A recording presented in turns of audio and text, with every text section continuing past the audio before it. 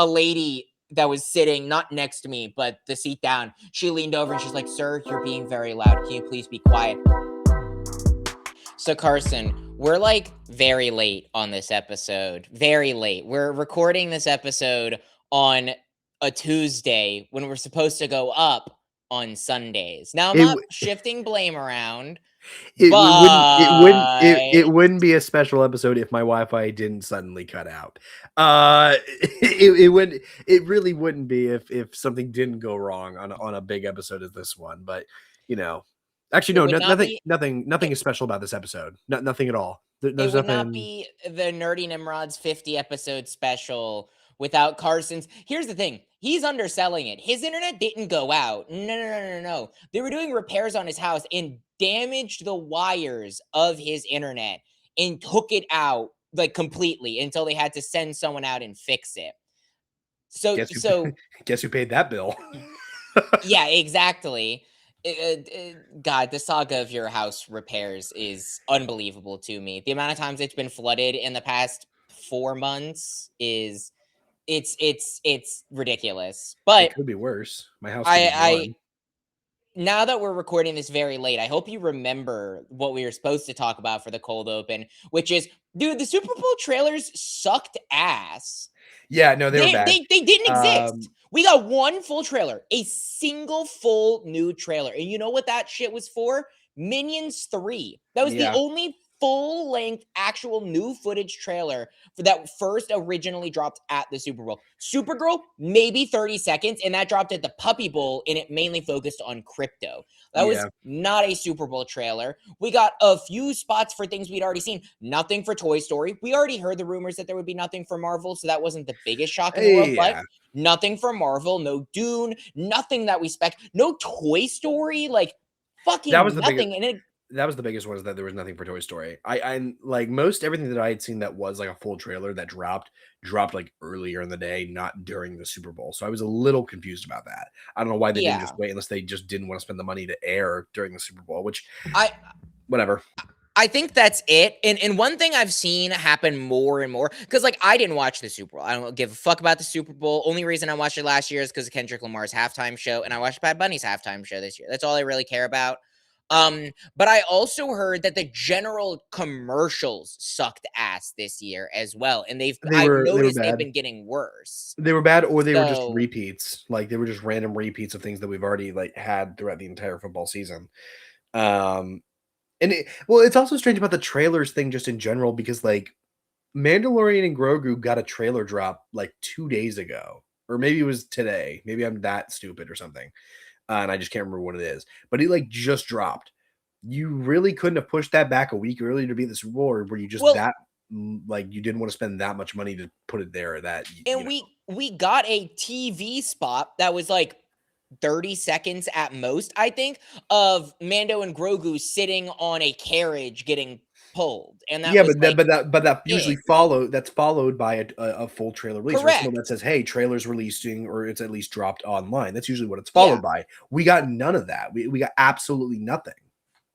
Yeah, again, like the fact that Minions 3 was the or 4, it's either 3 or 4. It's one of the two. I can't fucking keep track of it. Three. Yeah, Minions 3 is the only movie that got a full trailer at the Super Bowl is ridiculous. I mean, I don't want to call it ridiculous because, again, like, I don't care about the Super Bowl. I was just going to watch the trailers later on YouTube anyway, but it's like, I don't know. It just blows my mind that, like, out of all the movies, Toy Story, Yeah, that Toy comes Story. out Toy Story in a few months, like, Marvel not releasing trailers, fine. Marvel releases a trailer on a random Tuesday at midnight, and it's the most viewed thing in the universe for that week. All right, Like, they don't care. That doesn't matter. And I'm not saying Toy Story isn't the same way, but like, I don't know. That's just so I mean, weird. look, it does shock me that Marvel. Like, here's the thing: we already did kind of discuss this, so I'm not going to harp on it too long. Yes, we already kind of had the rumor that, hey, they probably weren't going to have anything. It does shock me though, because Deadpool and Wolverine almost came out around the same time that Spider-Man's coming out at.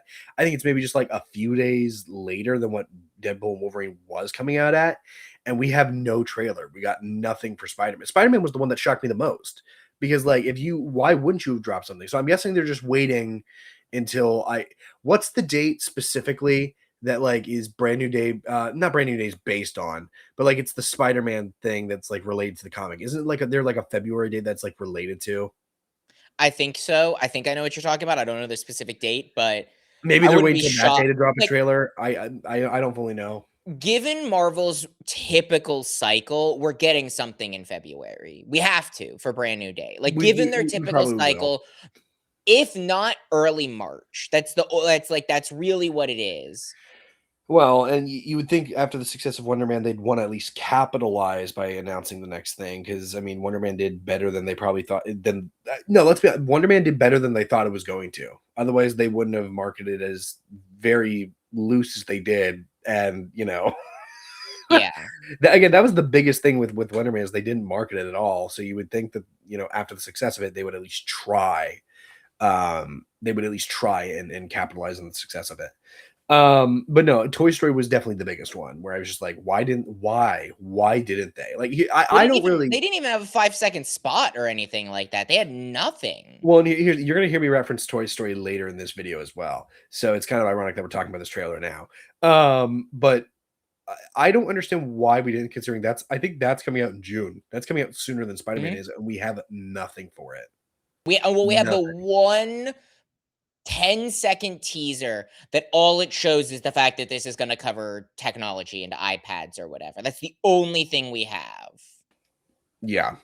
And maybe that's all they're going to give us for a while. Maybe that's all they think we need. And to be honest with you, as someone who doesn't like trailers, I'm fine with that. Like, I'm complaining about not getting trailers as someone who actively on this podcast talked about how much he hates trailers. Oh, sure. Because they get way too much. Modernized trailers. Yes, modernized trailers. Because I've opened this conversation before multiple times. It's not the trailer like trope. Trailers are good. They promote your movie. It gets you excited to get butts in the seats. It's how you market your trailer. If you give away too much of your movie, then what's the point of seeing the movie? And that's most trailers nowadays. They just give away too much. Yeah, modern trailers are ass. I hate them. But for me to come on here, I'm not coming at this, and maybe I'm miswording it, and maybe I said something wrong, but like, this is what I actually truly think. I'm not upset that we didn't get any trailers at the Super Bowl. I don't care. I don't. I am surprised, though. I am quite surprised, given the typical theatrics and movie releases and all of that. And like, I'm pretty sure the only other full release trailers, like Scream 7 got something, but that was just the Scream 7 trailer that we already got. Like, it wasn't anything new to promote the movie. It was just re-promoting things we already saw, which I actually prefer. Release one really good trailer, and that's the only thing you run with. Don't show me anything else. If it's a good enough trailer initially, that's all you're gonna need. I'm just saying that I'm shocked. But hey, maybe this is a turn for the good. I highly doubt it actually is, but maybe it is a turn for the better. But speaking of turns for the better and Marvel, even though we're technically not talking about Marvel anymore, we did get one other trailer like 2-3 days ago. Yeah. It was after the Super Bowl, and it was Spider-Noir. Yeah. Looks good. It looks pretty good. There's nothing to like ride home about it yet. I feel like that's definitely one of the shows that like if we get a trailer to and it blows me away, I feel like they're purposely not revealing a lot about it because it's a mystery show. It's a detective mystery show. And so I don't know how to feel about it. Well, I know I like the concept and I know I love Nicolas Cage. The biggest thing that I'm always worried about is just the fact that it's an Amazon Prime show. There's really not been an Amazon Prime show that's excited me before in the past. I think Reacher's the only one. Invincible? Oh, I forget that's Machina? I forgot. Amazon Prime has the best history with TV shows. What are you talking? I forgot. Like, Amazon Prime, if they're making a show, I'm turning up. They have the good shit. I think you're thinking of like fucking Netflix or something, or Hulu. No one even turns on Hulu anymore. Like, Amazon has the good shit. You just don't know that it's Amazon because it's good and you just watch it anyway. I always forget that Invincible is Amazon. I always feel like that's like HBO or something. Like, I'm genuinely being serious. I always always forget that it because is. it's that good, and Amazon is known for making good TV shows. Oh So god, I that's incredible. trust Spider Noir to make, or Amazon to make Spider Noir. One thing that is noticeable that I don't think you probably caught up on, there were 7 different villains in the trailer. I believe it was 7. You see Sandman, you Yeah. see Magma, you see there were a few others in there. There was some alluding to Mr. Negative already. Like there was a lot of villains that you see. Electro, you see Electro's hand. What? I feel like the biggest idiot right now. I just searched up Amazon Prime TV shows. Yeah, they made all the heaters. Fleabag, The Boys, Gen V. Yeah, the boys. Oh They're my just so god. good that you don't think of them as associated. Whenever you think of a show as associated with a streaming platform, it's typically a negative. You typically think, oh, I fucking hate Stranger Things because it's on Netflix. It's a Netflix show. You don't think of Invincible as an Amazon Prime show. You don't think of The Boys as an Amazon Prime show. That's just because it's just that good. It holds its own. Oh my god, I forgot about that. But yes, no. Villains. Sorry, side tangent. Villains. I only noticed Sandman. I didn't realize that there So there were was like Sandman, Electro, Magma, because you see Electra's hand electrocuting. You do see that in the trailer. There were a few others that I'm forgetting. I watched our Lord and Savior Koi Jandro, All Hail. All Hail Supreme Leader Koi Jandro. We have to throw one of those in for the 50th special, and it's Hey, gonna be here. absolutely. All Hail Supreme Leader Koi Jandro. He did a breakdown of all the villains, and that's why I can't remember all of them because I watched it a few days ago. But there is a lot, and I think that's because it's going to be like a villain of the week detective show, but all the villains are working for one guy who's like the mob boss of this world. Who is the mob boss? Who would be considered the mob boss of this world? We do know the answer to it, and I'm forgetting it because it's actually not a well-known villain for Spider-Man. I'm gonna Google this while you yap for a second. How like tombs are we talking like Tombstone unknown or okay? Because like when you think mob boss, you would think like a Silvermane.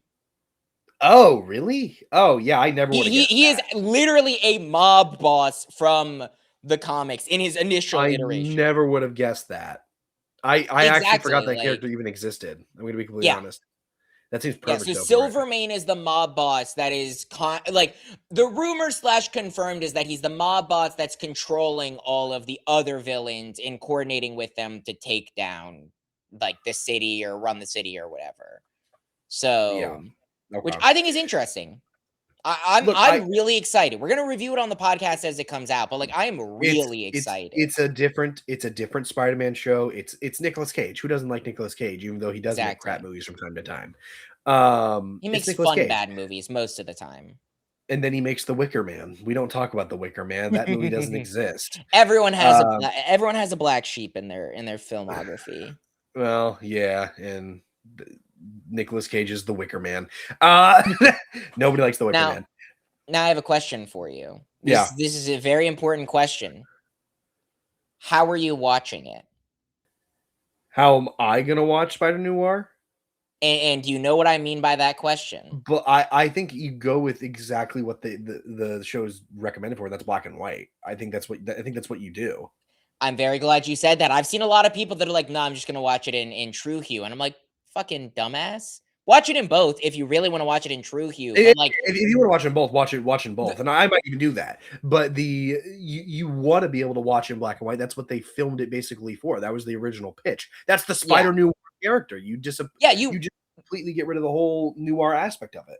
Yeah, you watch the Sony animated Spider-Verse movies.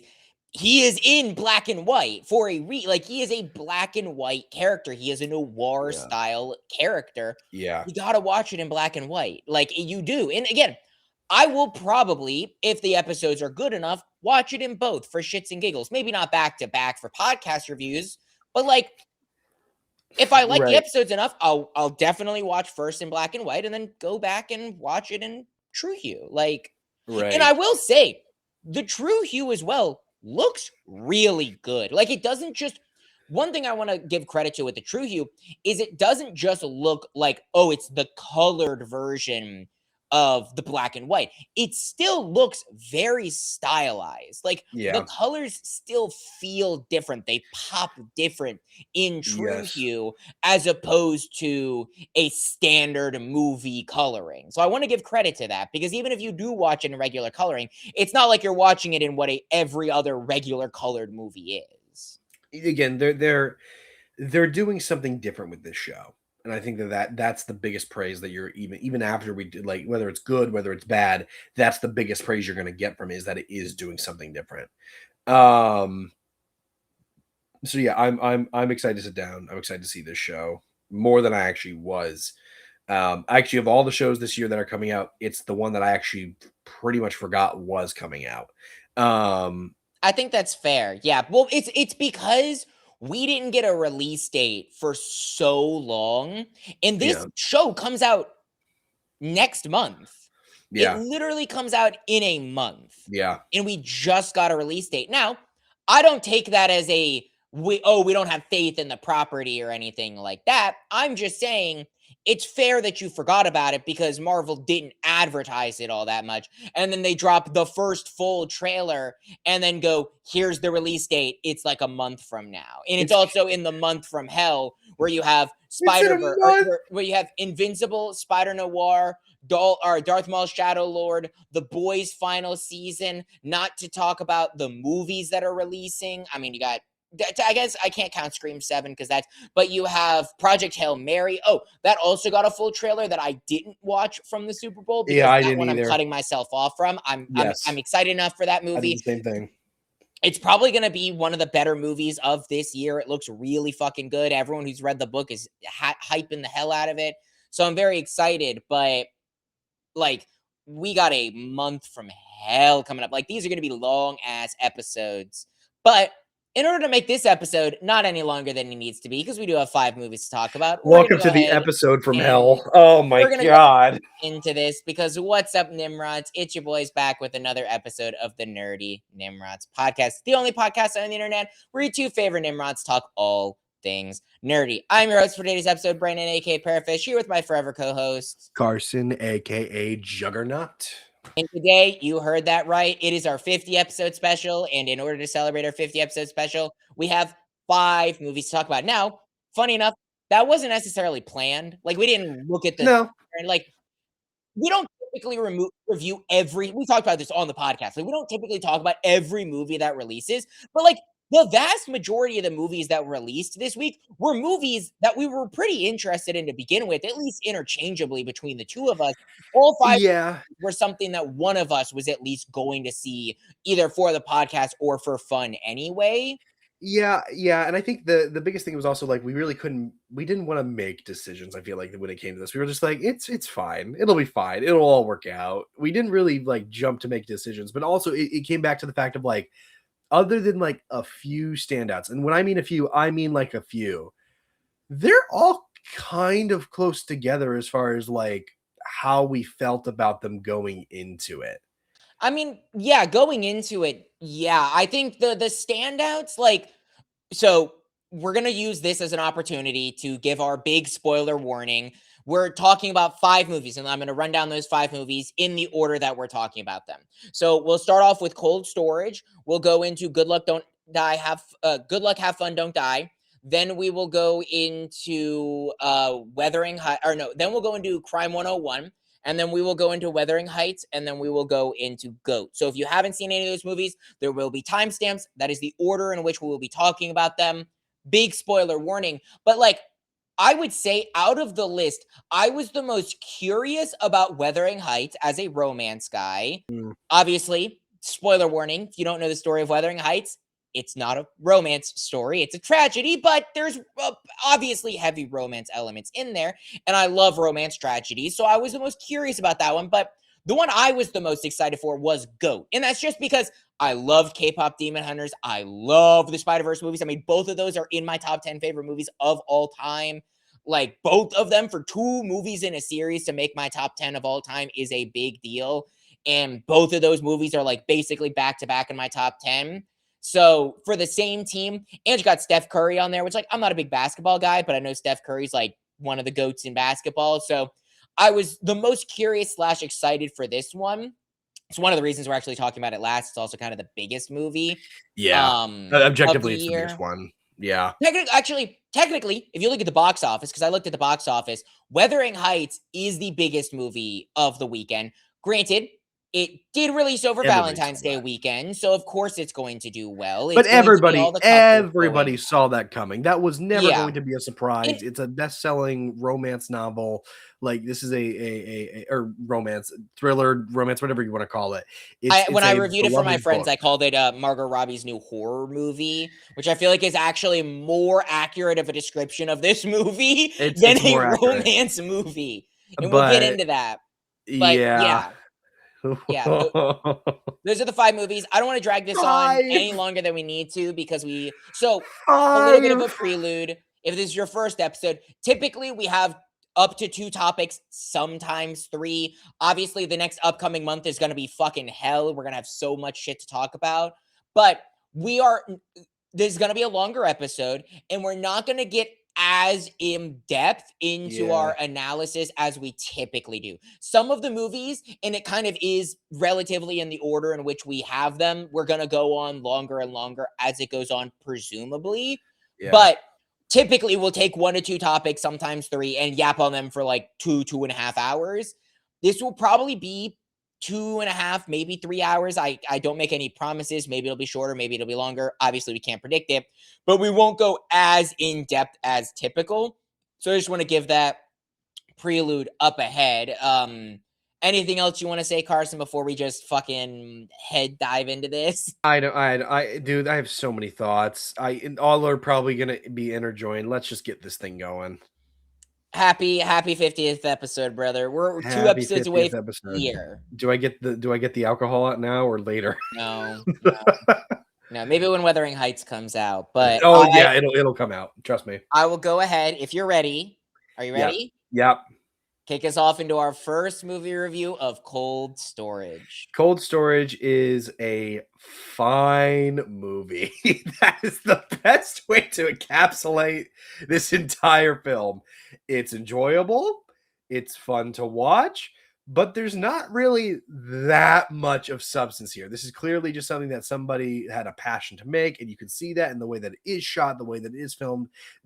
Similar to something like Markiplier's Iron Lung, just not on the same level at all. Iron Lung is, in my opinion, a much superior movie. All the performances here are very good. Liam Neeson's in this movie. I feel like he's playing Liam Neeson, but Liam Neeson's in the movie, so that's good. The movie basically belongs to Joe Keery and Georgina Campbell. Georgina Campbell, who I've seen in movies like Barbarian, which was another very, very standalone on its own type movie. They're basically the real standouts here, and even with that, the small emotional resonance that is in this film, because it's not the center focus of the film is the emotional resonance. This is just purely here to entertain, have a fun time. The parasite aspect into a zombie-like idea is a good idea. I haven't really seen much of that outside of, like, I guess, The Last of Us, and that's not even really parasite. That's more spores and like fungi and whatnot. So I don't know. The world itself is interesting to me, but overall, like, the writing's okay. It's nothing to write home about. I think that the effects happen. Some are good, some aren't good. Some are just very middle in between. But where this film does shine is I guess, the suspense in the very few surprisingly horror aspects in a. Do you classify this as a horror? Does this movie classify as a horror? Yeah, it's a comedy horror. I would classify it as a comedy horror. Like, Zombieland, I felt like had more horror aspects than this film did. And again, it's a comedy, but Zombieland is also a comedy. It's not strictly just a horror. And I felt like that had more horror aspects in the film. Which honestly, that's the best film to probably compare this to if you're looking for like a good comparison. It's Zombieland, but with a different type of infection that you're fighting, I guess. But overall, fun ride, nothing to ride home about.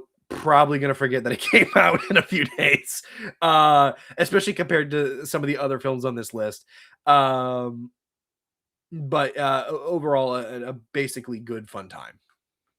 Yeah, fair enough. So I'm gonna tell you something before I give my review that I wasn't sure if you knew going in, and it's clear that you didn't. So this is gonna be a little interesting fun factoid. Do you know where this movie comes from? What do you mean? What do you mean? Where does it come from? Like What it's where based it's? on? I'm assuming it's a manga. If I had to No. guess. This movie is based on a book that is written by the screenwriter of the Jurassic Park series. The guy who wrote the Jurassic Park movies wrote a book called Cold Storage that is now, he also wrote the screenplay for this.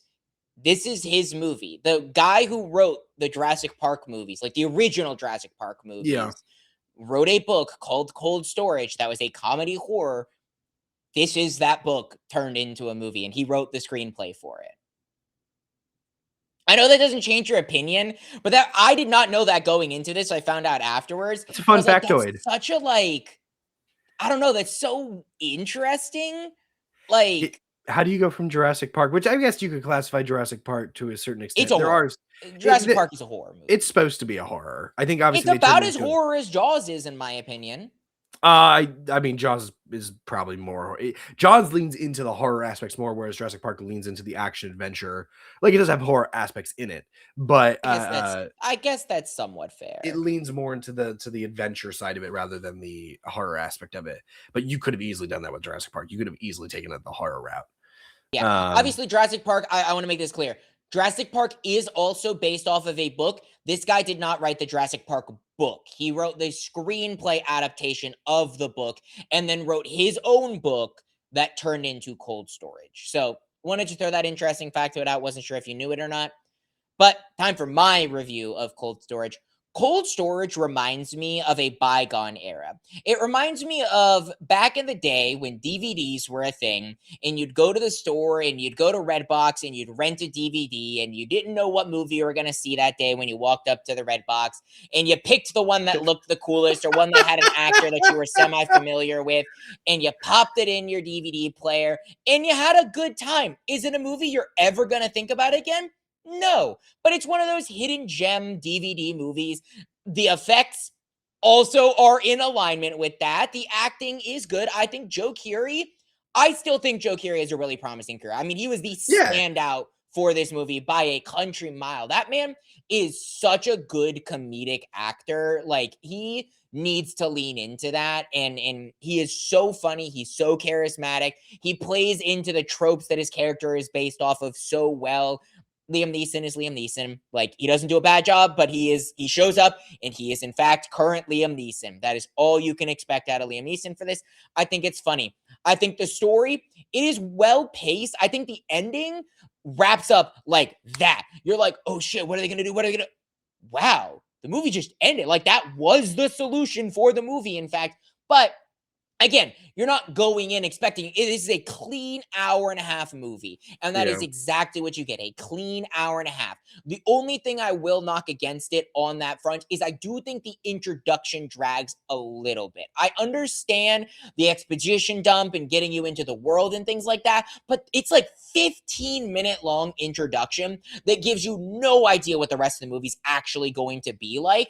And then you get into the rest of the movie and you're like, okay, I'm into this. I'm enjoying this. I'm having a good time. Got some belly laughs out of me. The effects, again, they look like an early 2000s movie. Again, this is a movie that if you have a spare hour and a half and you just want to have a good time, it's really gory at points, but like not like a Terrifier level, just like a wow, that was a little bit more than I was expecting type of thing, even for like knowing this was a comedy horror movie. I think you're going to have a good time, but it's not going to be like a movie you're going to remember forever. That's kind of like, I think Cold Storage went in expecting to be that and was in fact exactly that. So let's touch over the opening sequence because I kind of agree with you on that front. Okay. I think Martin's character specifically, yeah, it's integral because it kicks off the film. You really could have just had Neeson's character play the Martin's role and then had him show up to this place and have like a parasited person attack him.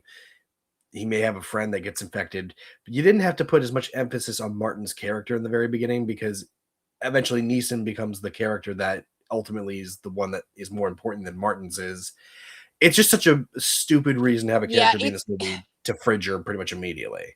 it's one of those things that, like, I don't necessarily, like, have a problem with the fact, like, with the lore dumping. I just, like, I don't know what I'd cut from it, but I do feel like you need to make some slices and dices. I think the biggest one is probably, like, the opening scene of the movie being the phone call. Cool. I feel like you kind of like set this movie up with that opening phone call to be something that it's not. And I think you can just kind of cut that and just cut Yeah. straight to them going to investigate something in the desert. I really think you can just, I think from, if you just start with them investigating in the desert and just move on from there, I think this movie would be way better. You get a lot of exposition dump while they're exploring about this spaceship and everything like that, that crashed Yes. down and this agent. You get all the Yes. lore dump you need. I think you cut the phone call. The only reason the phone call is there is to introduce the biological, like the person that is the biologist. The Yes. biologist could have just been there because they know that they sent up a biological matter in it. Like, I think you just cut that phone call, make it a little bit cleaner, maybe give some more time to the ending. I don't know. Or maybe just Yeah. cut it entirely and just save yourself 5 minutes. But Yeah. I really think, like, again, I don't hate the beginning. I just think that it felt like a different movie in those first 15 minutes than the Compared to the rest of entire the film. rest of the movie. And I do think it sets itself up for failure a little bit like that. And look, the most disappointing part of this film is honestly Liam Neeson because he doesn't feel. I don't feel like he's trying here.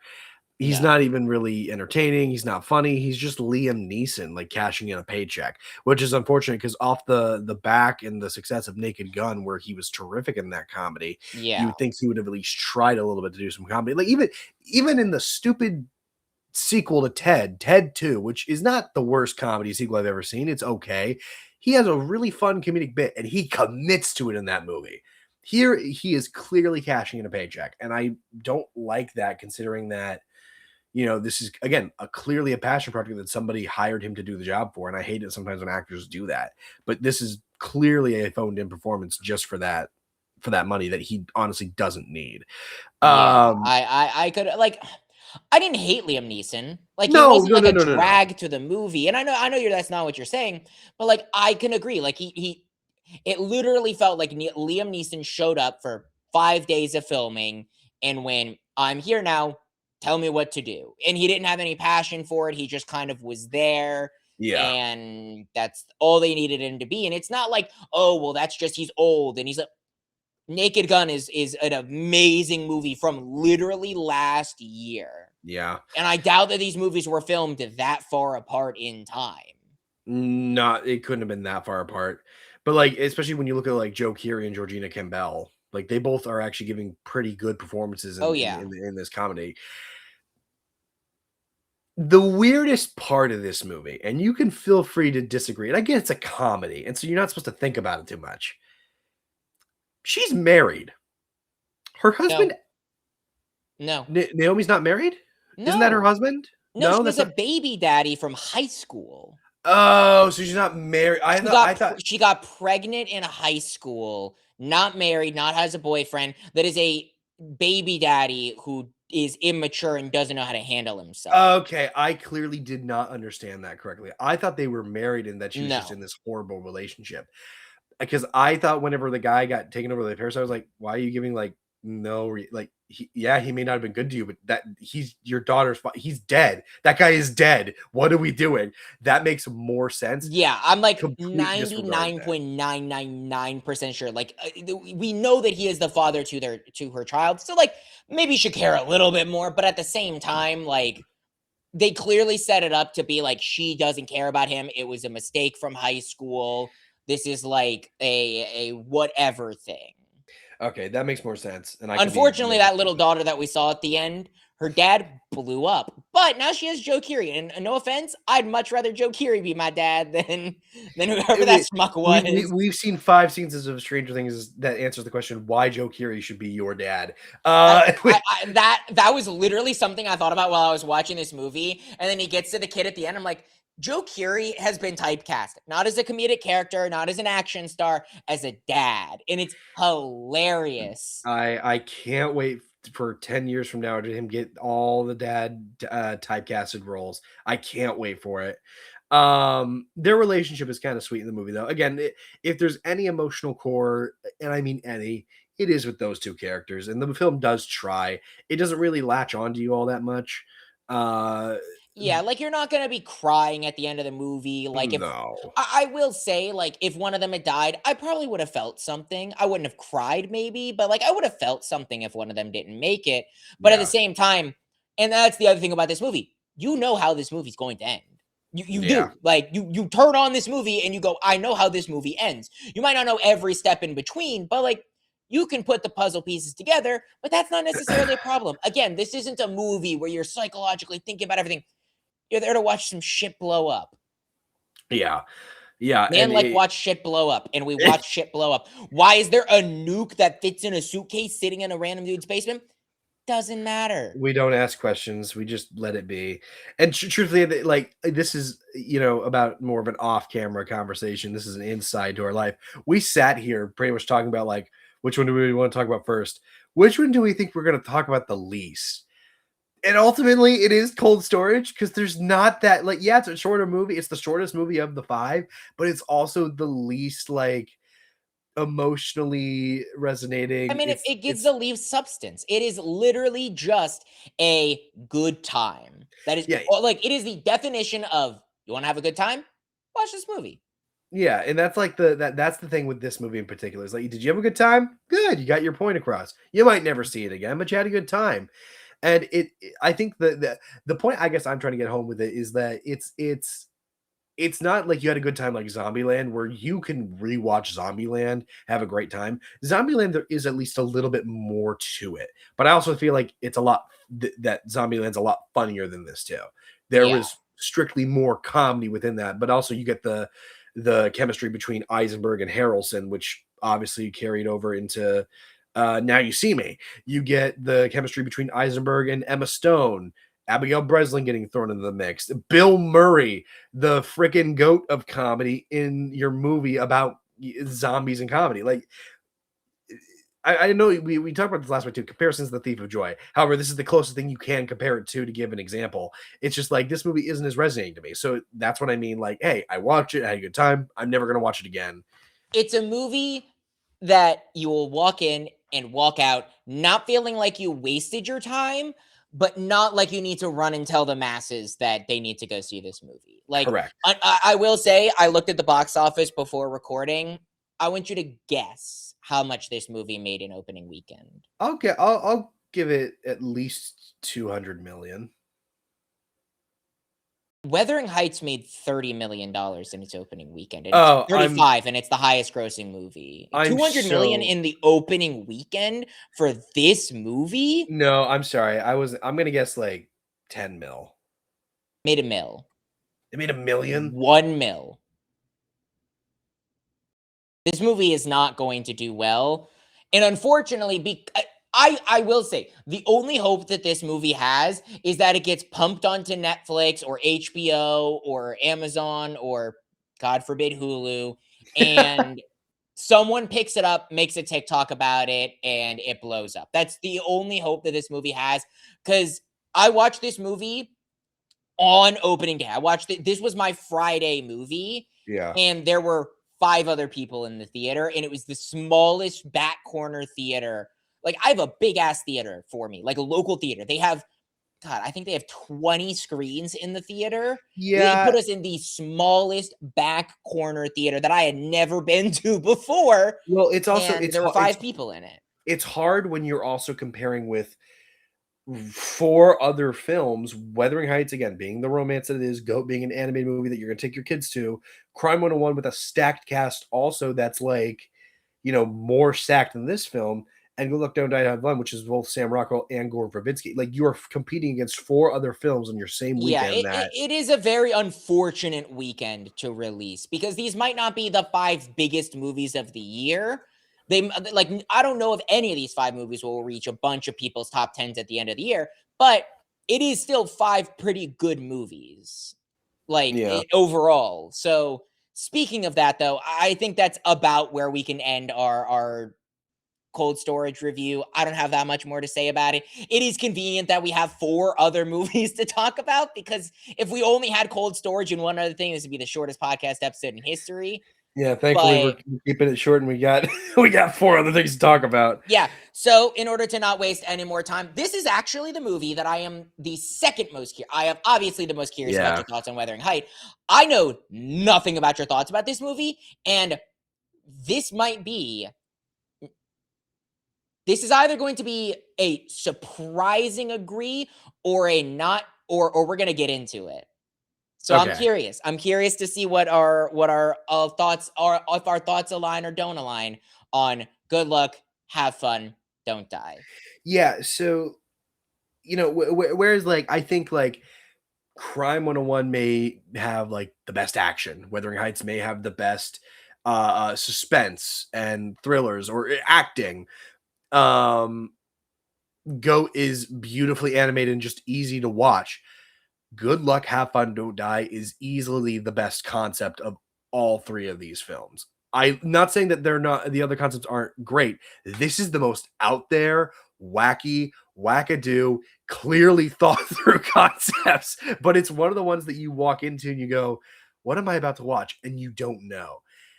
Sam Rockwell, from the first scene that he's in, I sit there and I go, am I about to watch like a Terminator 2 or like Terminator like ripoff movie here? And to a certain extent, you kind of do, but not really, because this film is first off, this film is funny. More funny than Cold Storage. But that being said, the writing is fun. I think here the writing is fun. It's not anything to write home about again. I think that each individual character has their emotional moment, and it's more so than Cold Storage. But there's nothing really, I would say, that's like deep thought thinking, except the main message of the film, which clearly is AI bad. No AI, bad AI. Which, is a very good message to have in this film. And there's a lot of things in this film that are just like, hey, like the kids looking at their phones or getting locked into their phones, that's a very important thing to like make self-aware in this film.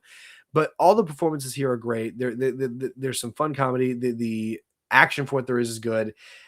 There's a very questionable CGI cat.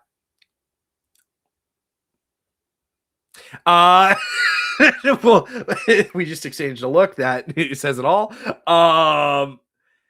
But overall, like the thing that I'm going to remember when it comes to this film in years to come, if I remember this film, because again, not all these films are films that I'm absolutely going to remember in years to come. This one also could get swept under the rug like Cold Storage.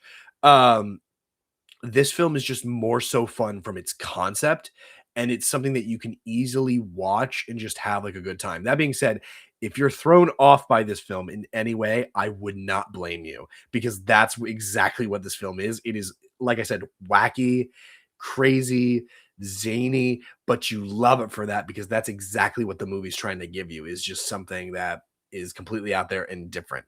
It wants to have fun. It gives you good luck, don't die, have fun. Have fun. That is literally the whole thing of this movie. And similar Cold Storage, but I think on a heightened level, this film just is entertaining from start to finish. Fair enough. So here are my thoughts. Good Luck, Don't Die, Have Fun is a hilarious piece of propaganda. And here's the thing. I want to make this clear. I agree with the vast majority of the message of this movie. AI, bad. Technology and phone addiction, bad. As someone who's a recovering phone addict, very, very bad. Don't do it.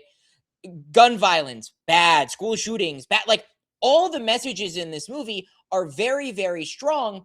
And there's a lot of wackiness that reminds me of one of my second favorite movie of all time is Everything Everywhere All at Once. That is a unbelievable masterpiece of a movie. A lot of the wackiness of this movie reminds me of that. But where Everything Everywhere All at Once uses that to its advantage, I feel like this movie uses it as a distraction. And it feels like this is a movie that wants to be consumed and agreed with and not necessarily critiqued, because once you actually start critiquing the movie, it falls apart very quickly. You look past the message and you go, the core structure of what's here isn't that great as a movie. The pacing, atrociously bad. Like, it took me out of the movie every time they went to a flashback. And the flashbacks, the whole point of them is to do two things. One, build up your cast of characters, which, great. Obviously, I want a reason to care about our cast of characters. And two, hyper focus on one issue that this movie wants to shove down your throat. Whether I agree with it or not, that's fine. But those moments break up the actual tension that this movie is trying to build up of, we need to get to this kid. You go to a flashback, you cut back. Next thing you know, we're at the kid. You don't feel like, oh, this is so monumental. It's the first time this ever happened, and this is the big thing we've been building up to. You don't feel any of that. You don't care about any of that because you've spent so much time cutting away and not paying attention that when the big moments happen and it makes you try to think it's a big deal, oh, whoop-de-doo, we're just here. And then you get to the ending of the movie, which did subvert my expectations and was kind of interesting. But the more I think about it, the more I'm like, that was so fucking stupid. That was so like, okay, cool. He's her daughter or he's her son. And that all that stuff was like cool, but kind of predictable at points. And then it's like, oh, we weren't able to defeat the bad guy because the technology actually made you think you defeated bad. Thought that was genius. I actually love that ending. And then he comes back, slaps a rat down on the table as a callback to the rat spreading disease thing and goes, let's just solve the problem and give the world the anti-technology. So fucking stupid, so fucking unnecessary, and left me on a pretty sour note that I laughed a lot during this movie. I found a lot of this movie absolutely hilarious. And there were a lot of moments that I loved about this movie. But when you actually critique the movie after as a movie and not as, oh, I just agree that AI is bad and school shootings are bad and all that, it's not a great structured movie. It Yeah. isn't. Yeah. No, you said that better than I did, clearly. That's more so what I was trying to convey when I gave it across. That's why I kept driving home the fact of like the concept of the film is really good. Everything else is kind of fine. I'm Although glad we agree on that because I was a the little worried that comedy you were either gonna like love it or absolutely hate it because like no, there's a no, no. lot to like about this movie, but No, like there's nothing to absurdly hate about this movie either. This is like more so than Cold Storage. Like there's the highs are better, but the lows are probably lower than Cold Storage. And yeah. unfortunately, this is one of those films that's too long. Cut out 30 minutes of this film that we don't need. Truthfully, Cut each flashback by 10 minutes. Each flashback yes. cut it by 10 minutes. Here's the thing: Mark, Janet, Zazie Beetz, Michael Pena, love them in this movie. Susan being in this movie, I don't know who the actor Juno Temple. I'm sure I've seen her in other stuff. I can't Yeah, think of it all off the the top of my head. acting, great. All the characters, enjoyable. Ingrid makes sense to me in this movie. Everybody else is cannon fodder, and they don't need to be in this. Just make it these four people, and don't bring anybody else because you know that these people are going to die when they start getting any sort of attention at all. And they didn't. Yeah. Some of the Yeah, other characters exactly. Like didn't get the one dude any who sort of shows attention. back up in the football attire at the end of the movie and hits the thing with his car, like you knew that he wasn't going to matter because we didn't get a vignette of him. And it made it so obvious who we were supposed to care about and who we weren't supposed to care about. And that just takes any suspense away from the moments where you do flash forward into the future, which felt like less of the movie than Yeah. the flashbacks of the movie. Now, again, you can have fun with this. That's the one thing that I do think this is the biggest praise I will also give this movie. Gore Verbinski's direction is always so good in everything he does. Even if his movie isn't a 10 out of 10, he is always on point, doing a fantastic job directing this. Like there is so many clever action shots, and there's so many times when you're in parallel danger that he's just directing it, and you're like, oh, that's really good. I like that. I like what he does with the camera. Did he also write this film? Yeah, I believe he did. Hold on, I'm triple checking. Uh, yeah, okay. No, Yeah. Matthew Robinson wrote it. Gore I think he Verbinski had a only directed. hand in writing He it. might I have had think a Gore hand in writing it. Verbinski had a hand in writing it, but there's also Gore Levinsky's first movie. I don't think it's since Rango, but like in a while. I can tell you right now, his last film was, oh my god. His last film was A Cure for Wellness, and that was in 2016. Yeah, so 10 years. This Oh is his first my movie in 10 god. years. And again, like it's not a bad movie. I'm gonna make that clear. It's not a bad movie. But when I called it a hilarious piece of propaganda, I laughed a lot at this movie at moments that you shouldn't laugh. Like it's very sad that some of these things are funny. Yeah. But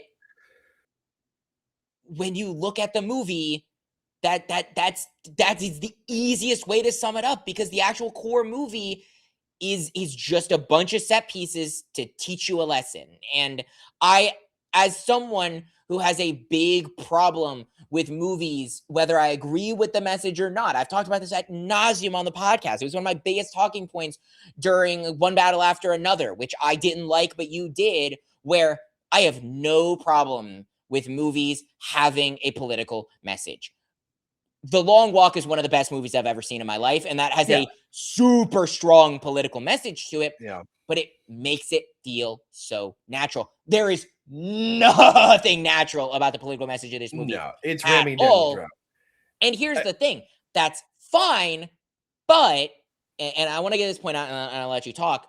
no, no, go The ahead. biggest problem with that and with this movie is the reason why, when you have a political message, you need to have a very strong foundation of a movie, is because if you want the people who you're trying to convince with your political message to go and see this movie, they need to have something to grip onto to keep them engaged when they might not be wanting to agree with the political message. This does not have that. The only people that are going to go see this movie for the most part and actually enjoy this movie are going to be people who already agree with the message of this movie. Unfortunately, this movie is not going to convert a bunch of people over to your side because it's going to just feel like you're throwing shit at their face and forcing them to agree with it. That's my point of this movie wants to be consumed, not critiqued, which is ironic given the subject matter of overconsumption. Right. Yeah. And that's just a fundamental problem with this movie. Yeah. Yeah. Look, I think that the performances. Let's touch on those because they're not Yeah. bad. I think the performance is actually No, very they're good. good. Sam Rockwell's giving it his all in this movie, and I love Oh Sam yeah. Rockwell as an actor. I think he does an incredible job in this movie. Pena Dare does I a good say, job. like, granted, this is early, but like, if this out of the movies that we saw, I'd say he's probably the second, maybe third best performance of the year so far. Yeah, Like, he I is no, I'd give you that. super strong. I'd give you that. I'm trying to think of like other things to like compare him to, but I can't think of it off the top of my head. But yeah, I could probably get behind that. I think he does an incredible job here. But when it comes to like the other characters, it's not that they give bad performances, it's just the way they're written. They're Yeah. just not like they're not as cool as Sam Rockwell's characters, so they're not going to be as fun. They have emotional weight to them. I love I love Susan's character. I actually think she's of the four, she's probably the best written one. I love the idea that she's confronted with the idea of like, hey, your son can be brought back using AI. He won't have emotions, but you can see him again. And that was the scariest part is when when she's driving around with her son, he's giving me all the advertising. I was like, oh no, no, why? I, Don't I turn to that. I will say that was a big aha moment as well. I realized it back when they mentioned it at the facility. But if you remember back to one of the previous flashback with the school students, one of the students is rattling off a Pepsi advertisement. And you're like, what are you doing? And then you realize why that happens. And I was like, okay, that right there is really good writing. That is really That's good world clever. building, really natural. You don't have to call it out in your face, but like you put the pieces together. But there's not a ton of moments like that. I wish there was more of that. It's the cleverness that I think a lot of this film is missing, especially when you cut to Mark and Janet's side of things. Michael Pena and Zazie Beetz. Zazie Beetz, who I love in Joker. She's incredible. Obviously, she's Domino in Deadpool, Yeah, but yeah, more so acting wise, I care about her in Joker significantly. yeah. Michael Pena, who has been in Ant Man. One of the best parts about Ant-Man. Don't disrespect Michael Pena. He's Not not hilarious not in not Ant-Man. not disrespecting Michael Pena, but I love him in Ant Man. Here, he's just okay. Yeah, like, and here's the other thing that this is gonna sound so bad, but it's true. It takes away when you are scroll like the whole big moment in the diner is we don't know who's gonna go on this. And then you see Michael Pena and you go, Michael Pena's going with them. He's going on this journey. you're like, oh, we don't know who's gonna. Oh, there's a famous act they're gonna go with. Oh, there's another. Oh, they're gonna go with. And it's like, I get it. You want to have notable actors to get butts in seats and things like that, or they're friends of yours, or they're really strong actors. Like, I'm not disrespecting them whatsoever, but I will admit, we're scanning through the thing, and I'm like, that's Michael Pena. You don't cast Michael Pena for a 2-second cameo in the back of his movie unless he's going to be a main character. Like, if he doesn't go on the journey, I will give you props for having balls to cast Michael Pena in your movie and then not use him. Exactly. Like, really that funny. would have been really shocking and good writing. Is you look it out and you see all these big. That would have been actually a really smart move. Let's rewrite this movie real quick. You look out in the diner. Dwayne "The Rock" Johnson's there. Dave Bautista's there. You've got freaking Mark Ruffalo out there. You got all these big name actors who you're like, oh, no shit, this is going to be the crew. And then you sprinkle in a bunch of randoms you've never heard of before, and those are the ones that he picks. So that right there, in my opinion, would have been hilarious. There's a comedy movie, and you've probably seen clips from this. I want you to watch this comedy movie. It's not perfect. It's not my favorite comedy, but it's really entertaining. It's called This Is the End. Have you ever seen clips from this? Do you even know what it's about? I've heard of This Is the End. It's all these big Hollywood actors, but they're all playing themselves. And basically, the movie is about the end of times, the rapture, hell basically on earth. And the film basically has Michael Cera coming in, and it's really funny because it's all these celebrity cameo actors, you could think to yourself, oh, all of these actors are going to be in this movie the entire time. Like, you don't think anything, they all die. That was the only movie I've ever seen where it's like, okay, you're not a big named actor. You're clearly not going to die, or you're clearly not. That was the only one where I was like, anybody's on the table. I don't know what's going to happen. Yeah. Especially once the rapture starts, because Michael Cera's like, he sees the whole sink into hell, and then he stands in front of everybody. All right, who took my cell phone, man? Who's got my cell phone? I have seen that exactly. And then he gets stabbed by the lamppost. And he pulls. Oh, I had it the whole time. Sorry, guys. Yeah, as he's sorry, that's a side tangent. But no, I know. But like, that would have been like, you want to talk about genius, right? Like, there are moments of genius writing in this movie, but at the same time, there's moments where it's like you see Michael Pena and you go, no shit, Michael Pena is going with you. Don't cast Michael Pena and have him not go with you. So like, in this movie, he does. I'm sorry, he doesn't add anything. He doesn't take away, but he doesn't add anything. He's in it because I feel like he's the cheapest actor. They were like, okay, he's willing to do the movie. And we don't have to. He's pay a name and face that people will recognize. Yeah, that's what I'm saying. It's like, I feel like that's most of the actors other than Sam Rockwell, where it's like, okay. However, I will say, and this is just Gord Verbinski, I love when he creates characters, like the Man from the Future, that's just out there and crazy and kooky. It's on the same level of Jack Sparrow, but he gave me Jack Sparrow vibes in the sense of like, oh, he, Gord Verbinski's just good at taking characters and really making them fun. And that's Sam Rockwell's character in this. Oh, yeah. Sam Rockwell is at like, if there is one consistently great thing throughout the entire course of the movie, the one thing that I would say never falters in this movie for me, it's Sam Rockwell's character. It is the Man from the Future, as IMDb pegs him.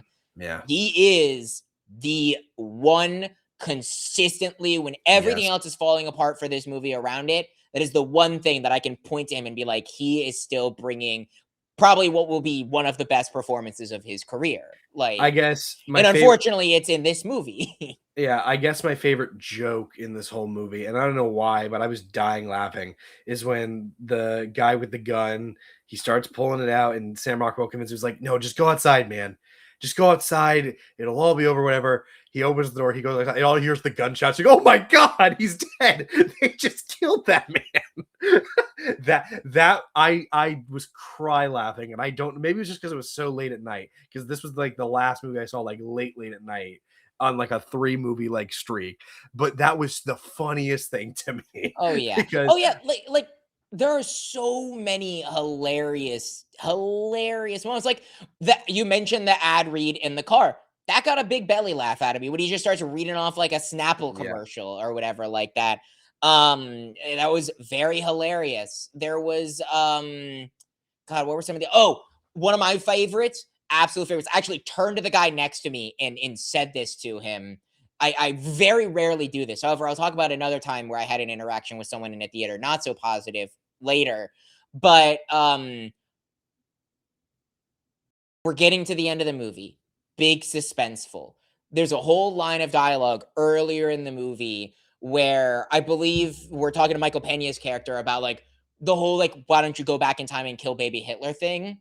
And that's like a joke that they play off in the beginning. And then we get to the end of the movie and he decks this 9-year-old as hard as he can in the face. And I turned to the dude next to him and went, they just killed a fucking 9-year-old, and laughed my ass off. Like, granted, he didn't die, but that to me was so unreasonably funny when he just decks the 9-year-old after talking about how he's like, I'm not going to go back and hurt this 9-year-old. Like, that goes against my morals. And then he sees the 9-year-old.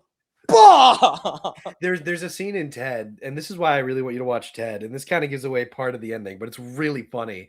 But there's a scene, the whole movie, there's this really jerk kid who's trying to buy Ted from Mark Wahlberg, and they steal Ted at the end of the movie, and this kid's running at him. He's like, no, you can't take my teddy bear. He's running up to Mark Wahlberg, and all of a sudden Mark Wahlberg just decks him across the face, knocking him out. And he's just, okay, all right. I really wanted to do that, I guess. I'm like, okay, thank you for absolutely decking this kid in the face. It was funny, man. Yeah, but like that whole ending sequence was like, again, that level of wackiness reminded me of an Everything Everywhere All at Once, which is also a movie that starts out not all that weird and then gets progressively weirder. This follows a very similar track. It unfortunately falls flat in almost every way that other Everything Everywhere All at Once doesn't, but it does still follow that. Like, you mentioned the cat. The cat is very purposefully badly CGI'd. I think I think that is like purposeful because they have the whole thing about like it's a bad prompt, whatever. Obviously, we see a cat penis spewing glitter everywhere. That was in fact a moment of it the happened week. In a movie that I saw. Correct. That is a moment that happened in a movie that I saw. And I thought seeing Jacob Elordi, a lot of Jacob Elordi this week was going to be the thing. Is that how you pronounce his name? Because it's Elordi. Elordi? I don't know. I'm just going to call him Jacob. You're ruining my joke. Never mind. It's over. I'll get. No. I know what you're saying. But I just think overall, I went in with high expectations and was unfortunately disappointed, but that doesn't mean that I regret my time. Like, I still think there is enough jokes here. I think if you can turn your brain off, your critiquing brain off, and just watch for propaganda's sake and laugh, I think you'll have a good time. But this is not a movie that's going to go convert a pro AI person over to anti AI. Like, in fact, it might even do the opposite. He might be like, AI would have written a better script. Like, I don't know. Not saying that that's true. I am someone who studied AI in college, but not generative AI. I studied other forms of AI for other, call them altruistic purposes. Yeah. But I think that, like, as someone who also agrees that like AI is bad for art, it is stealing jobs from people. It's a net negative in the way that it's currently being utilized by a lot of people. I think that if you're trying to convince people of that, this isn't the way to do that. Yeah, like, you're you just can ramming make it down your this throat. same message in the same movie, but just make it a better movie. Like, that's Yeah, I agree. Overall, fun time, great performance from Sam Rockwell. Gore Verbinski, good on the camera. That's it. Not going to remember it in T-minus like 15 minutes. I'm going to be completely honest. I understood that reference. I know you did. Because we've talked about him before. Yeah, I know. Jeremy Johns. Yup.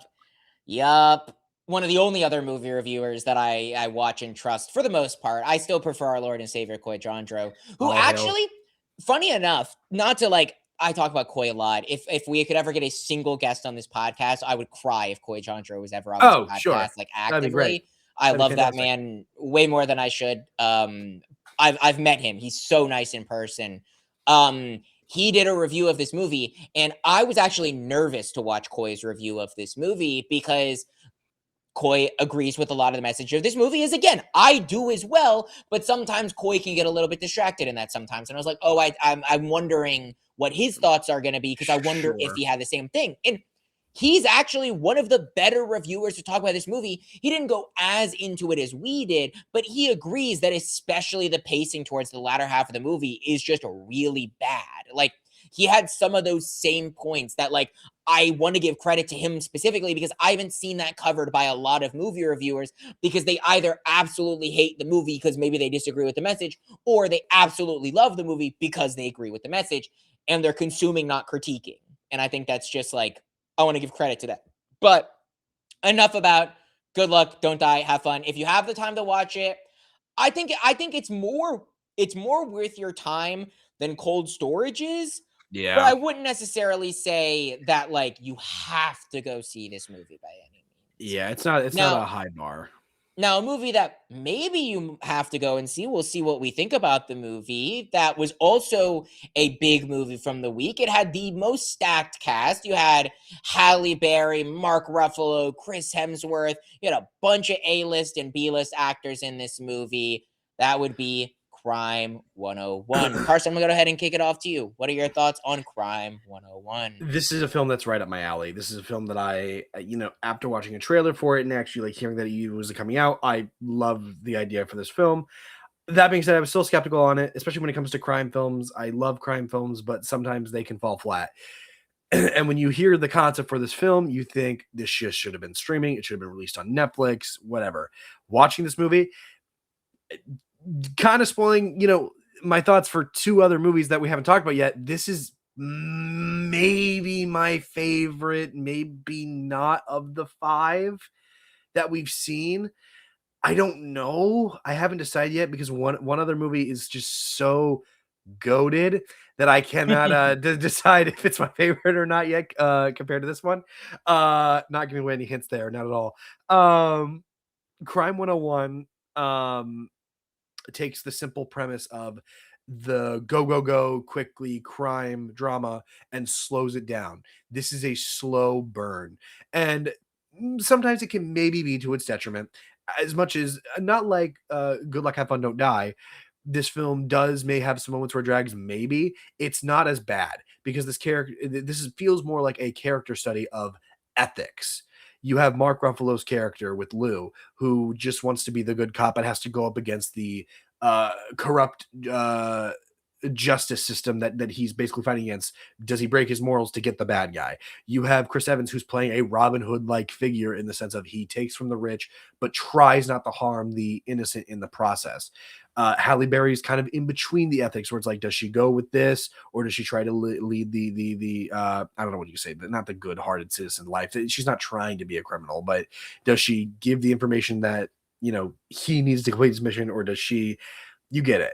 And then you have Barry Keoghan, who is full on in the chaotic evil. If we're talking about like D&D standards, like he is just crazy in this, and it's a very interesting character study from all perspectives to watch these characters, just collide and go on a real, what is a really just unique way of looking at a simple story of, you know, a crime thriller, I guess. Hemsworth gives a good performance. Barry gives a good performance. Keoghan always gives a good performance. I never have to worry about him. Ruffalo gives my favorite performance of all four of these people, and I'm honestly kind of surprised about that. Nick Nolte's in this movie. He gives a good performance, but Nick Nolte's kind of also barely in this movie. That's all I'll say about Nick Nolte. The action sequences are electric. They're a lot of fun. I was behind them from the second they started showing him. That whole final sequence is really good. The ending itself, I because of the movie they set up, it's the right ending, but I kind of wish there was more fallout from it. I do kind of wish there was more of a fallout in the ending where it was a bit more like, oh, somebody gets the comeuppance that I feel like they deserve. But again, the whole point of this movie, and something that I think this movie does a lot, is they allow you to root for all characters. It's not like you're rooting against one specific character. Like, even though Chris Hemsworth's the bad guy, you're rooting against him because of that, or you're rooting for Chris Hemsworth and you're rooting against Mark Ruffalo. No, you're rooting for all these characters. You want to see all of them, because they're all written so well and they're all portrayed in that way that you can really root for all of them. And that's maybe a complaint. I don't know. This is the one that I've thought the most about, because like I walked out of this really impressed with it actually. But that's it. Those are my quick thoughts on it. Yeah, so it's funny that with cold storage, I talked about how cold storage is kind of a movie from a bygone era. It's that DVD Redbox rental movie. Crime 101 is also a movie from a bygone era. Crime 101 is a movie that I don't feel like gets made in this way all that often anymore. And that is a pure heist movie. There are other elements to it. There is a story to it. They have some moral complexities in there. But at its core, this is a heist movie. And I think they do a very good job with that. I think the set pieces are great. I think the tension is great. There were a lot of moments where I'm at the edge of my seat wondering what's going to happen next. I agree. Mark Ruffalo is the standout for this movie, surprisingly. If you would have asked me, like, I would have thought maybe Halle Berry or like Chris Hemsworth, but like Mark Ruffalo brings his A game with this performance. I mean, the whole cast does a great job. Like, there's not a single weak character here, or at least weak performance here. Now, I do have problems with this movie. And I think one of those is kind of like how you talked about with the ending of this movie feeling weird for you. I feel that for a lot of the core message of the movie, where I feel like I don't know what to think. Like I know that's weird to say, but like it was very clear that this movie had a message to it that it wanted to portray to you.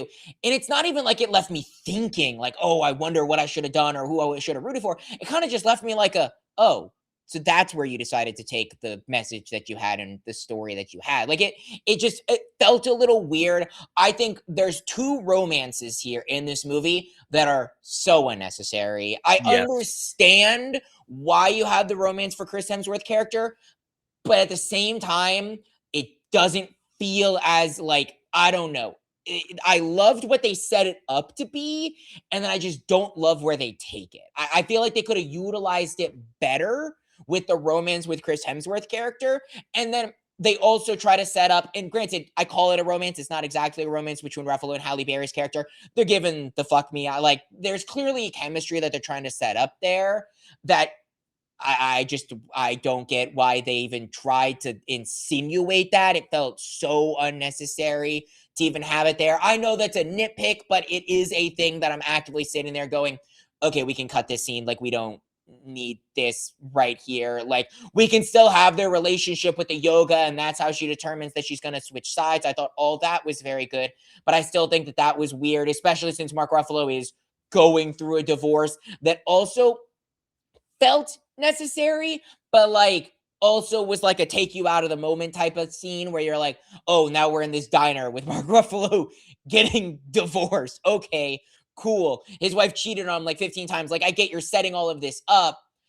And then I guess that's the payoff that, like, yeah, Mark Ruffalo's character ends up being dirty in the end. And he ends up as someone. And I think that his storyline is the one that I have the most mixed feelings about, where, like, you set him up to be, like, so anti corruption. He gets fucked over by corruption, but then he just ends up being corrupt himself. You can make the argument that, oh, he's better corrupt. He's corrupt for better reasons. Like, he was helping a good guy, but like, he isn't. He's still a corrupt cop screwing over people.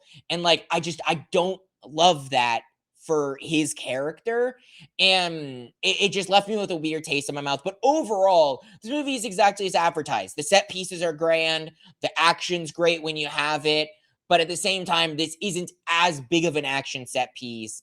It is some more character focused with those big bombastic like car chase sequences that take up 20 minutes of the movie type of thing. Yeah, let's touch on the romances because that's the one that we're gonna agree on. First off, the Halle Berry Chris Hemsworth one, I get why it's in there. Doesn't have to be there You though. mean Mark Ruffalo? It's Halle I'm, Berry, I'm, Mark I'm sorry. Ruffalo. I'm sorry. Yeah, I'm at Mark Ruffalo. It doesn't have Yeah. to be there. It exists purely because it wants to add the tension with everything that's going on. But like, But it uh, made the eyes. Like, it's just like, I we get don't need it. it. I get it, but like, I get it, but we don't need it. I don't It's know. it, it's something that if you were going to, funny enough, because I do feel like this film's actually paced pretty good. Again, I think it maybe drags, maybe, and I say that very loosely because I don't know if it actually does or not. But this film like could have benefited if you were going to do that. It needed to be longer, or you needed to focus on it more. Or because again, I think at the end of the day, what they were trying to focus on was each individual of the four characters, more so specifically the three than the four. They were focusing on Hemsworth, Barry, and Ruffalo. They weren't really focusing so much on Kyogen. Kyogen's kind of set in his ways. Yeah, He's got a big presence in the movie. Yeah. We'll touch on that. Kyogen's kind of a MacGuffin in a lot of ways. Yeah. But they focus on the three ethics of these characters: the good, the bad, and the in between ugly, I guess, if you want to call it. Chris Hemsworth's doing the right thing for the wrong reasons. Ruffalo's kind of doing the wrong thing for the right reason, and Barry's kind of in between both of that. And I think it's just like when you look at it from the ethics standpoint, this movie really shines. But the relationships, in all honesty, didn't add all that much beyond a little bit of tension, which you could have honestly found from elsewhere. And I think it's one of those things where it's like you talked about the pacing of the movie, and I'll tie this into the relationship thing. Unlike cut anything, any chemistry between Mark Ruffalo and Halle Berry's character, like cut all of it, give any semblance of time over to Chris Hemsworth's romance. Because I feel like that one does play a very significant role in his character development. Yes. But because you're focusing on three characters who get relatively equal screen time in this movie, you aren't able to let any individual story breathe as much. Where it's like Chris Hemsworth feels like he's the lead of the movie, but in reality, he's not. And I don't have a problem with that. I do just think that there were some imbalances in time that could have been reallocated in other directions. Again, because you have to focus on three characters, each one of those characters have to come to their conclusions a little bit faster than if you would have only focused on one of those characters. But I think that's purposeful because, again, the thing that I actually do like about this movie, this is the one part where we do differ, is you don't know who to root for. And I really like that. And I think that's honestly what they were trying to do and why they set up the way they did. Does that make it a perfect movie, or does that, I think that actually does hurt the movie to an extent.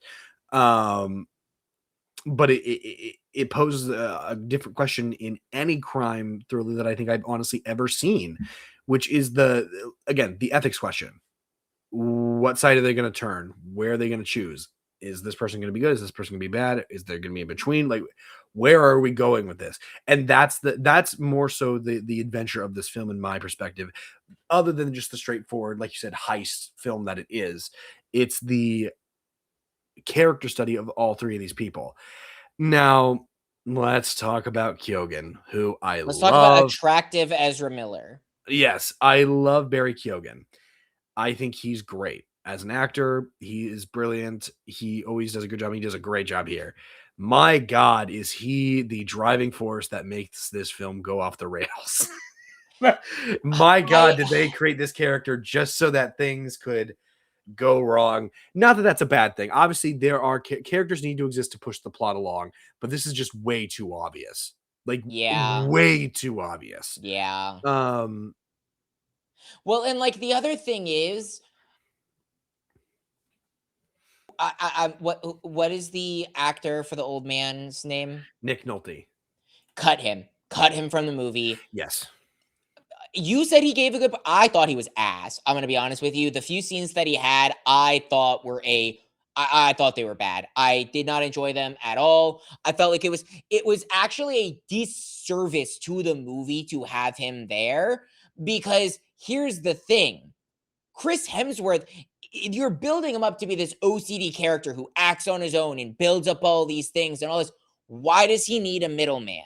Right. I guess it's so that he can have a clean and he's a little disconnected from the involvement, but like he's also still doing all of his own research. He has his own guys who gets him the information that aren't even related to I just, you can say, oh, it's to show that he ran with the wrong crowd and that's what converted him to crime. But also his background being poor and wanting to be rich, that also could have just been a good enough setup for why he turned to a life of crime. A core driving plot for his character is you came from nothing, so you want everything, which I think is very interesting. We've seen it before. You called him Robin Hood, a little different than Robin Hood, but I understand what you're going for there. But I feel like that whole like section of the plot was just so unnecessary and did nothing for me at all. I agree. I think that there is they could have written him out entirely, and this movie could have been the same. You could have easily had it been without him. I don't think his performance is bad by any means. I don't think his scenes are bad either. I just think they're just not necessary. There's nothing about it that make me go, "Oh, that's wrong." Like this is who Nick Nolte is. Like this is exactly the type of actor he is. It's what's brought him as far as he has.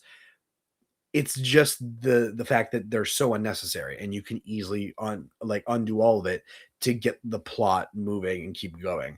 And with Kyogen, I can't help but not laugh because the Yeah, entire he's time good, he's but you so don't good, care. but you don't care. It's such a thing where like, wow, he's giving such a phenomenal performance. Like his jewelry heist scene is one of the standouts of the movie. The panic in his face, the panic of doing this for the first time, like all of that is so good.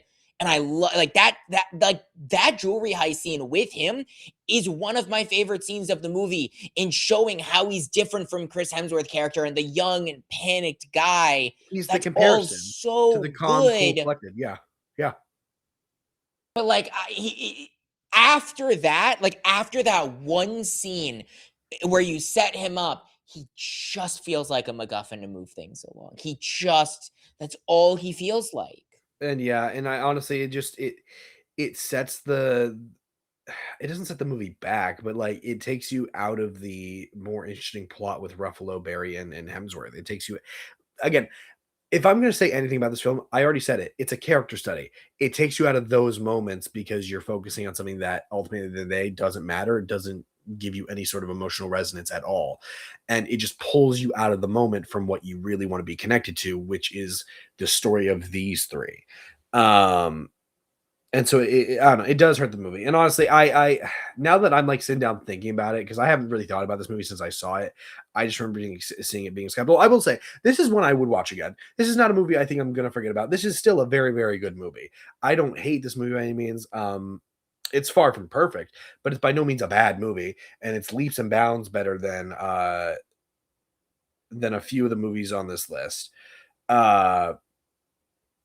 But I think that where it misses the mark is in just some of the writing for some of the characters beyond your main three, which I get that that's not the point. I get the point is to focus on this set of characters, this group of people. Everybody else is kind of pushing their story along, but again, it just takes you out of the moment. That's all. Well, it's funny because you started out the review being like, this might be like my favorite, if not second favorite of Yeah, the thing. and the more Now I that you thought about analyze it, it and think about it a little bit, like again, I want to make this clear. This is not a bad movie. And I want to shift yeah, away from talking about some of the negatives because I think we've talked about most of them and talk about the positives. I think there is a lot to enjoy about this movie. I think that the ending twist, for as weird as it felt for Mark's character, was surprising and I enjoyed it. I felt like it worked well to an extent. The action set pieces when they were there were oh my great. They god, were they were so well fantastic, shot. They were like that fantastic. that car chase scene. It was so good. I think that the meticulousness of like Chris Hemsworth character, like clearly having OCD and that being because of trauma in his past that we don't feel like that's another thing. Like there are certain elements of this movie that bog it down, but like also we didn't feel the need to get super deep into Chris Hemsworth's character because that would have gone against the point of his character is the fact Yeah, that he is this brooding, mysterious character who like, okay, we know he's adopted naturally, and we find that out naturally because his fingerprints show up, because he had a sloppy job, because there was a gun involved, and there was like, I feel like all of that stuff worked so well with Mark finding the car and being the only crazy cop that's putting together this mystery and no one else believes him. I no, thought yeah, like all of those elements, like it worked so well. And yeah. that being the core focus of the movie, I think like that's what makes the bad seem a little worse because it has some really low lows, but when the highs are high and they're like so high that if you fix the lows, this would easily been my favorite movie out of the ones that we saw, like Yeah. easily, because I think that this has, giving away my thoughts for another movie, this has the second best acting of the three movies, in my opinion, with some of the performances being the best performances. I do think that like Mark's performance in this movie might be the best. It's a toss up between three, but like it might be like he gives a really good performance in this movie. And I think Chris Hemsworth gives a really good performance. Again, I think all the performances are very, very good. You're Yeah. making some faces. Are you disagreeing? Are you agreeing? Are you thinking about it? No, I'm tired. I'm trying to think about all the things that we're talking about. I'm just trying to focus in and think about like specific things. I'm trying to think there's like anything I can really say. You're hitting all the points, and that's what I'm trying to think is like, is there anything else I need to hit on or touch on it? But you're just getting it right on the money with all of it. I mean, it's a great movie. There are just problems within it that bog it down that can make it not an unenjoyable experience, but when you start to, like I'm doing now, analyze it and think about it, it takes you out of the moment. Unlike another film on this list. Uh I but have a question for you then, just to keep the convo rolling on this, because it's a movie that I want to talk about a little more, because it was one of the more favorites of them. I mean, I prefer this movie over the two movies that we talked about previously, oh but yeah, infinitely. I think that, so I say it's the jewelry heist scene. It might not be, but like the jewelry heist scene to me is just so good. Like, do you have a standout like scene for you in this movie? Car chase. It is.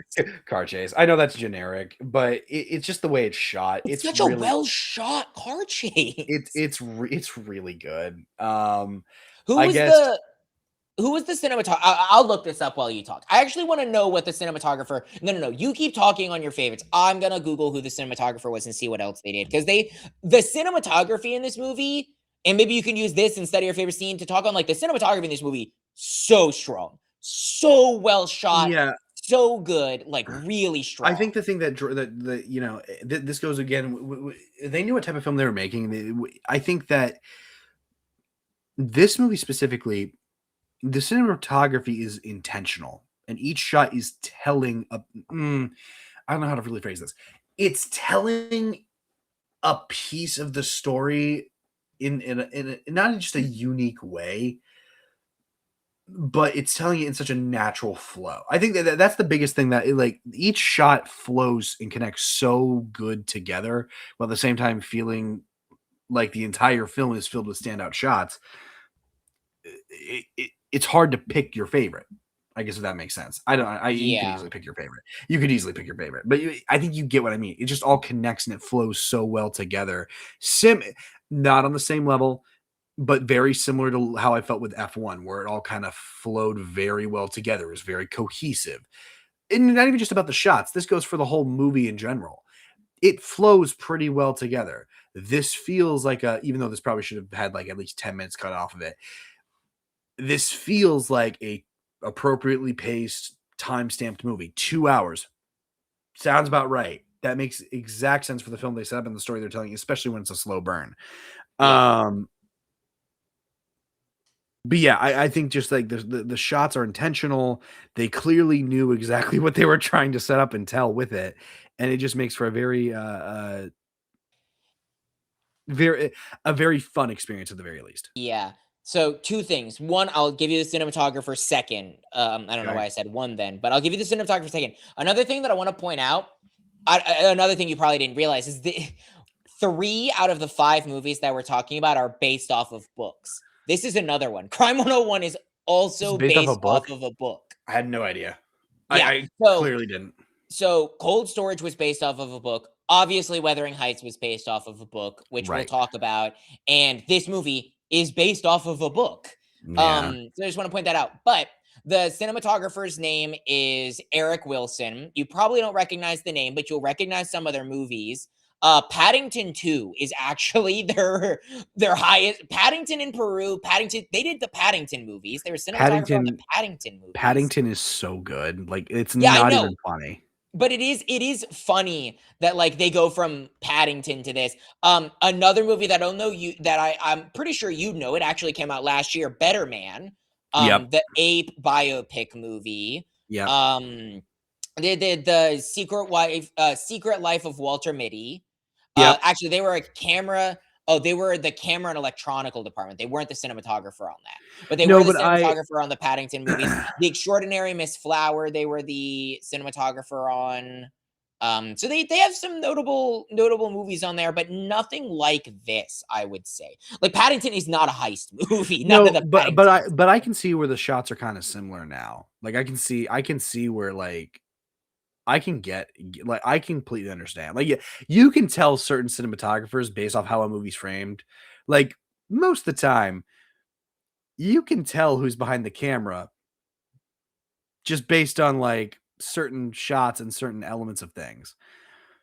I can kind of see it now that you've said those movies. I'm like, yeah, I can see elements of Paddington in this movie. I can see elements of this in this movie, Secret Life of Walter Mitty and all that. I can see that now that you're saying that. Yeah. Um, So okay, so it's based on a 2020 novella. So funny enough, two movies based off of novellas. Wuthering Heights is an actual book, but two movies based on novellas. That sounds I about think. right. Yeah, so he wrote Crime 101 as well as a bunch of books that I don't recognize, but I do recognize the covers of.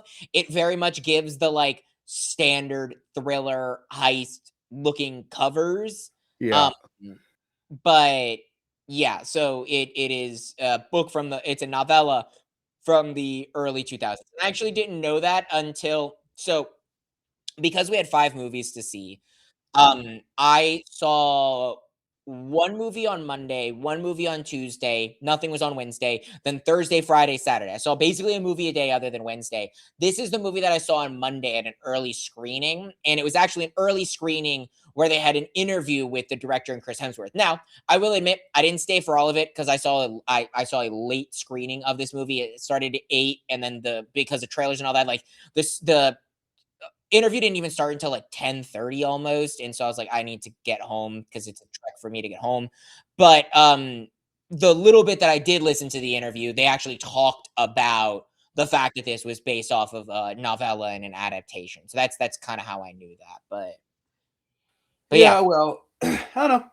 Pretty good. Uh, as far as like all the book adaptations from this is definitely my favorite. I can say that much.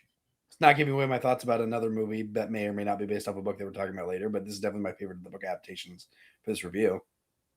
fair enough. I think that this is definitely not like a disappointment by any means. Like I think I got exactly out of this movie what I expected to get out of this Yeah. movie. A If you fun yeah. heist movie with some character study elements that sometimes really worked and sometimes didn't really work. And Yeah, I'll give you that. I think it's like I don't know. I would watch this movie again. I definitely would. Like I would turn this movie on again and enjoy it and maybe have more fun with its second viewing. Like this is Yeah.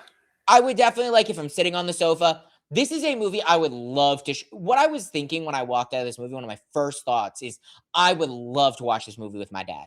Like if I was home, like lived in Florida where my family's at, I would take my dad to go see this movie. I would. I think my dad would love this movie. I think that this is something that's like right up my dad's alley, and I'd love to watch this again with him. It might when I go back and have time, but like that is the style of movie that this is. It's one of those movies where it's like my dad would probably be a way bigger fan of this movie than I am, type of thing. Like I liked the movie and it's good enough for me to want my dad to watch it, but that's like where this movie sits. And again, that is reminiscent of that comment that I made of it being from a bygone era. We don't get movies like that as much. Like the movies that my dad likes are mostly older movies. Yeah. Yeah. Um yeah, I can see your dad really liking this actually now that you say that. Yeah. Oh god, I don't want to talk about this next one at all. I just looked up into the top left of my screen. I just see. Why? Oh, all right. Oh, do you have anything else you So want to say about Crime 101? no, I think I said all that I wanted to say with keeping the thoughts like on the briefer end, but like even with more in depth, like it's a good time. Go Sure. watch it with your dad. It's Yeah. not going to be perfect. Go watch it with your dad. Have a good time. You know what you That's shouldn't watch that's with your dad? Yeah, a movie you shouldn't watch with anyone, actually. Yeah. Carson, I am I'm I know my thoughts on this movie, and I'm nervous to hear your thoughts on this movie, knowing that you went in not wanting to enjoy this movie at all.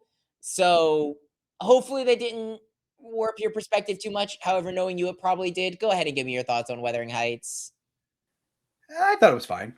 I didn't hate it by any means. I actually thought I was going to hate it. I didn't hate it. It's not a perfect movie by any means. I know it's based off a book. I asked a friend after I saw it who has read the book, said it's nothing like the book in the slightest. And it's actually a big disappointment on that front. It's very different. What they gave me, because I don't know what the book is, and I did ask some elements. It didn't change my experience because I never read it, so I didn't know firsthand what they had experienced. It's fun. It's fun. It will not. It's not fun. Sorry, let me back that up. It's not fun. It it's fine. The standout in this film are the performances. Like, you feel every single thing, and I know that that sounds weird when I say that, especially talking about this movie. But you feel like when Jacob picks up Robbie, and they're just staring at each other, you feel the moment. You feel the intensity. You believe everything of these two.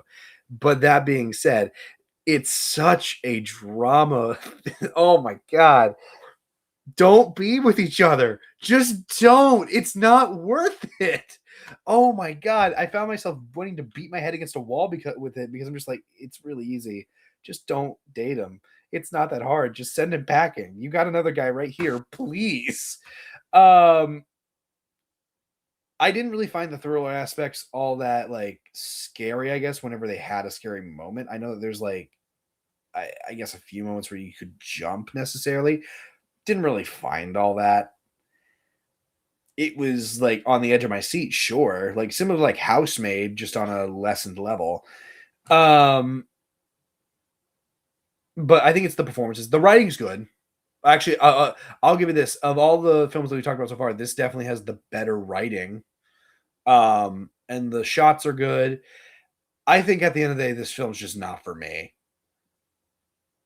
I think that's just where I'm going to leave. Like, if this is your thing, you're going to enjoy it. If you read the books, you're probably not going to enjoy it.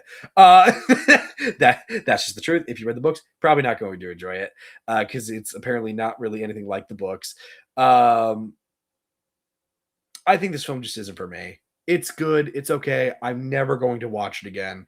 I would much rather watch The Notebook or watch if I'm looking for more like a romance comedy. I'd rather watch From Harry Met Sally. If I'm in the mood for a thriller, probably any other thriller. I mean, truthfully. But there's nothing absurdly wrong with this. If you like this film, by all means, I could see why people like this movie. It's just not for me. Yeah, fair enough. So I have a hard time getting into my thoughts on movies, so I'm going to give another prelude as I've done another interesting factoid about this movie before we get into it. So one of the big things that I heard about this movie going in was that, like, the big reviews that were coming out was how it was nothing like the book and how it was just influenced by the book and it just took elements and this wasn't a book adaptation. I'd like to point out a few things. One, and this is not a fault of you. I want to make that clear, Carson. This isn't like a fault of you. This is a fault of everyone else. One, there's like 15 other Wuthering Heights adaptations that are basically just book to screen. They've made literally like 15 of them. They all exist out there. They're all already a thing. If you want a book to screen adaptation, go watch one of those. The reason why I mention this is I want to ask you a question. And you're not Okay. gonna have the right answer, and that's not your fault. But it is an interesting factoid. What is the title of this movie? It's not the same as that's the one thing I do know. Well, okay, not like spelling or whatnot. Wuthering Heights, Wuthering. It's spelled So differently from so what it so actually is. no, it isn't. It is spelled the same. What's interesting about it that not enough people caught on to is the title of the movie is not just Wuthering Heights. It's Wuthering Heights. They literally put quotation marks around the title of the movie to let you know that this is not Wuthering Heights. This is quote unquote Wuthering Heights. This is not a direct adaptation. You've known that from the beginning. You literally look at the movie title, it is quote unquote Wuthering Heights. This movie isn't just Wuthering Heights. It is a adaptation. It's not an adaptation. It is an inspired movie that is taking elements of Wuthering Heights, but it's not Wuthering Heights. It's quote unquote Wuthering Heights, taking some character influence and elements from it. So people I'll be complaining darned. that this isn't a direct adaptation of the books, you should have known that from the title of the movie and also the way that they talked about this movie during marketing. They never said this is a page to screen adaptation ever. So I understand that people see Wuthering Heights and they go, oh, it's a direct to screen adaptation. Like, this is exactly what we're going to get. But it is quote unquote Wuthering Heights. And if you watch the marketing, at least from the marketing that I've seen, they're not saying this is a page to screen adaptation. This is clearly taking influence from the story. But yeah, they make drastic changes. Like, for instance, big spoiler, her mom plays a role in the movie or in the book. She's present for like a good chunk of it. Not present here. Backstory with her dad and her dad's role. Quite a bit. Like, Jacob Elordi's character is a person of color because a big part of his character is that he is minority that is looked down upon by this society. Like, there are a lot of elements that are very different, but that's because they were never making Wuthering Heights. They were making Wuthering Heights. So just wanted to throw that out there. Food for thought for people.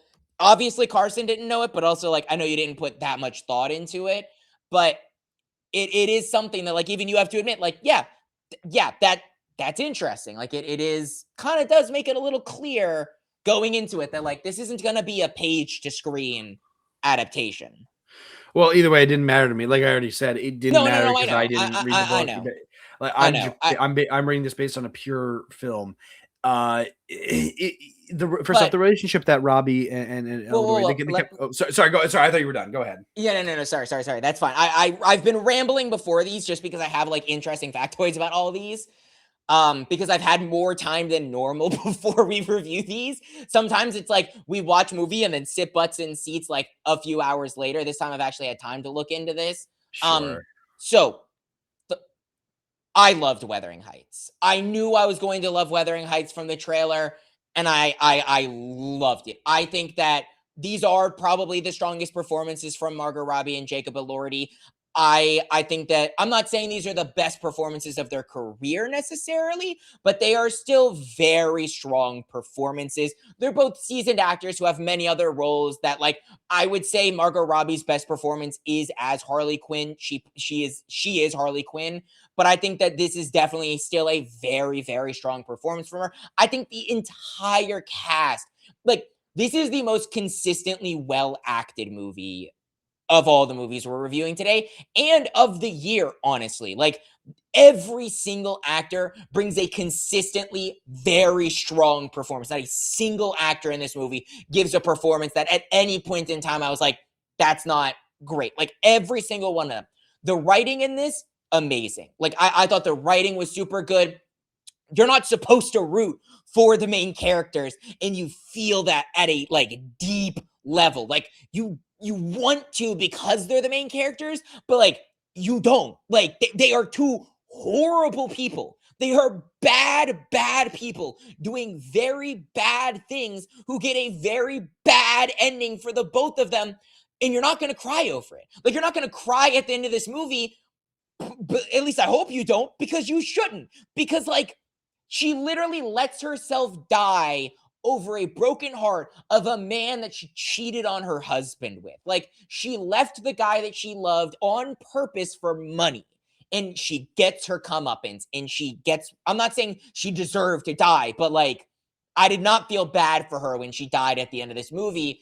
And I love the way that was portrayed. I thought the performances really enhanced that.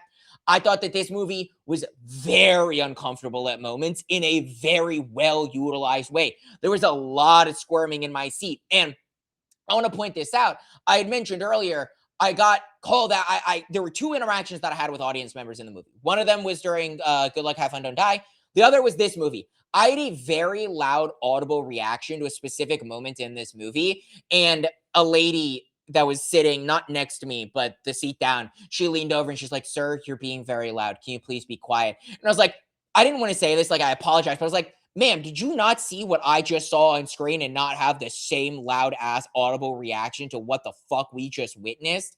Like, like, there are a lot of moments where you just go, ooh, like it was like groans that I was making in the theater, and it was uncomfortable. I was squirming in my seat. I literally had to bite my tongue at one point in time because of just how suspensed and uncomfortable I felt during certain moments. And I love movies like that can make me feel that very purposeful and very intentional. And I think that, like, the set pieces in this movie, phenomenal. Like, this, the cinematography of the movie is very strong. The color grading is very strong. Again, this is a very complete movie to me. Like, every package feels at a very consistently high level. They might not be the highest highs out of every movie that we've watched, but it is definitely one of the most consistently, just across the board, complete, put together, like, experiences that, again, this is my type of movie. This is, and for me to actually enjoy it is not a surprise, but it is a delight that I was very impressed and very, like, happy with my experience for as shit as I felt walking out of this movie. So, Yeah. I'm trying to look at. I originally wrote notes on my phone, and so I'm yeah. trying to like read them, but I think I'm just gonna not use them because Yeah, I can't. I always write reviews to my friends who don't give a shit. Like, they literally could not care less. I do it for myself, and it Well, and probably annoys them. I'm just gonna But because I'm just gonna make this real quick. You can ask questions, you can talk about it, and I might even ask questions along the way. But I'm just clear on this movie. This is one of those movies that I'm just like, it's fine. I'm glad you're high on it. Again, it's just not my type of movie. But so that's not because I don't like films like this. I do. It's just not anything I to want me. to I It's want not to memorable. It's not special. I want to start there. I want to start there. Can you dive into why? I'm not judging you. I am just genuinely curious because to me, and again, I went in with high expectations and they were met. So, and this is my type of movie more than it is yours, but, like, to me, I can't go and point to something and be like, that didn't work. Again, there were things that I'm like, oh shit, I don't want to be watching how uncomfortable this is. Like, when you see a girl chained up, like, that's not a fun moment, but it's also not supposed to be. Like, they don't play it for laughs or play it for, like, any sort of comedy or anything. Like, every uncomfortable and terrible thing that happens that might not, like, be for you, or the romance elements, like, it all plays a very purposeful role in the story. So I am just, like, curious if there's anything that you can point to on, like, why it didn't. So obviously you're not supposed to root for these characters anyway. So my point might be mute. To me, it's a big deal because this is a 2 hour, 16-minute movie. First off, like most movies, there's probably some things you could have cut down. That I think this movie does drag a little bit, but I think all the films on this list, except one which we haven't talked about yet, uh, has dragged it all. I think that they all dragged in some way. This one is no different. I think that where this film does fail a little bit is in the kind of in the setup in a certain sense because I don't get attached to either of these characters. And I know I get you're not supposed to, they're doing wrong things, but you need to at least be attached to these characters in some way to get you through. I believe in the relationship. I believe in these two actors because they're giving good performances, but there's no nuance to anything that they're doing. The film gives you the circumstances and it just expects you to run with them and for you to care about them because the rest of the movie just goes and that's your plot. I get that that's set up for films and I get it, but with a film like this where it's so integral that the nuances and the context of each character is so integral, I feel like you got to spend more time in it. So if your film is going to be 2 hours and 16 minutes, I'm not saying it's like Avengers Endgame long. This film could have easily been 2 hours and 30 minutes if they really wanted to. And I'm sure there's probably a cut somewhere on the editing floor that is 2 hours and 30 minutes. Dedicate more time to giving the reason beyond just them they have both have childhood trauma and that's kind of what bonds them to get. What did I say specifically in my notes? I said it's hard to connect with.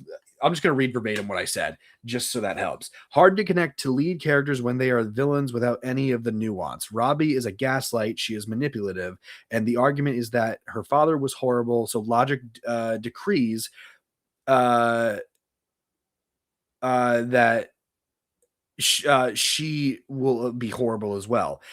Everyone who is crappy in in a film usually gives context as to why. I feel like this film uses an excuse rather than context. We are supposed to root for them because they're the leads, and they don't really give anything beyond using it as an excuse. They don't show the reasons why. It's So hard for me to root for that. I get what you're probably going to say, but that's where it kind of just made it like the whole movie was like, oh, it's fine, because they didn't really give me a whole reason to care at all. And that's where this movie just bogs itself down for me. That's why I'm like, it's fine. Everything's so good. here's They just need to give context for it. That's all. here's my counter for this, because I do have a counter for this point. I don't think it's an entirely invalid point in the sense of like maybe they could have done a little more nuance, but it didn't matter to me as much because here's the thing.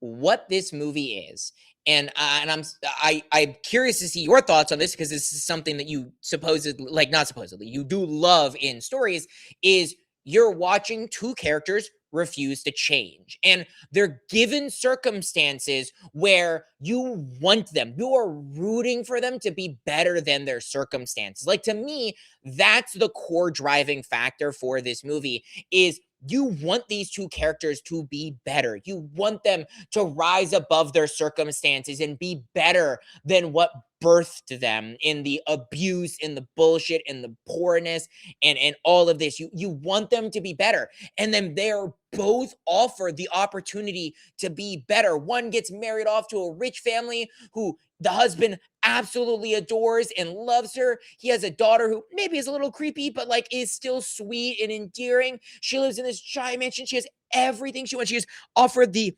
perfect out. Jacob Elordi's character, he goes off, he proves them all wrong, he becomes rich, he has the opportunity to never look back and go and live his happy life, but he refuses to.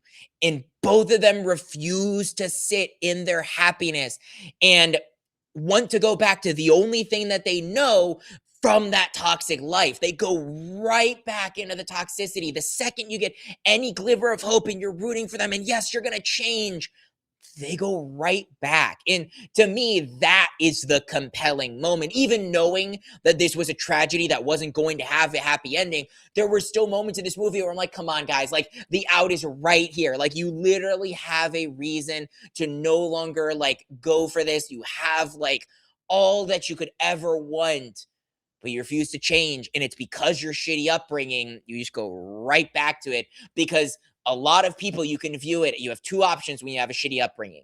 You can either be better than it, or you can go right back to it. They both become better than it, but then unfortunately go right back to it.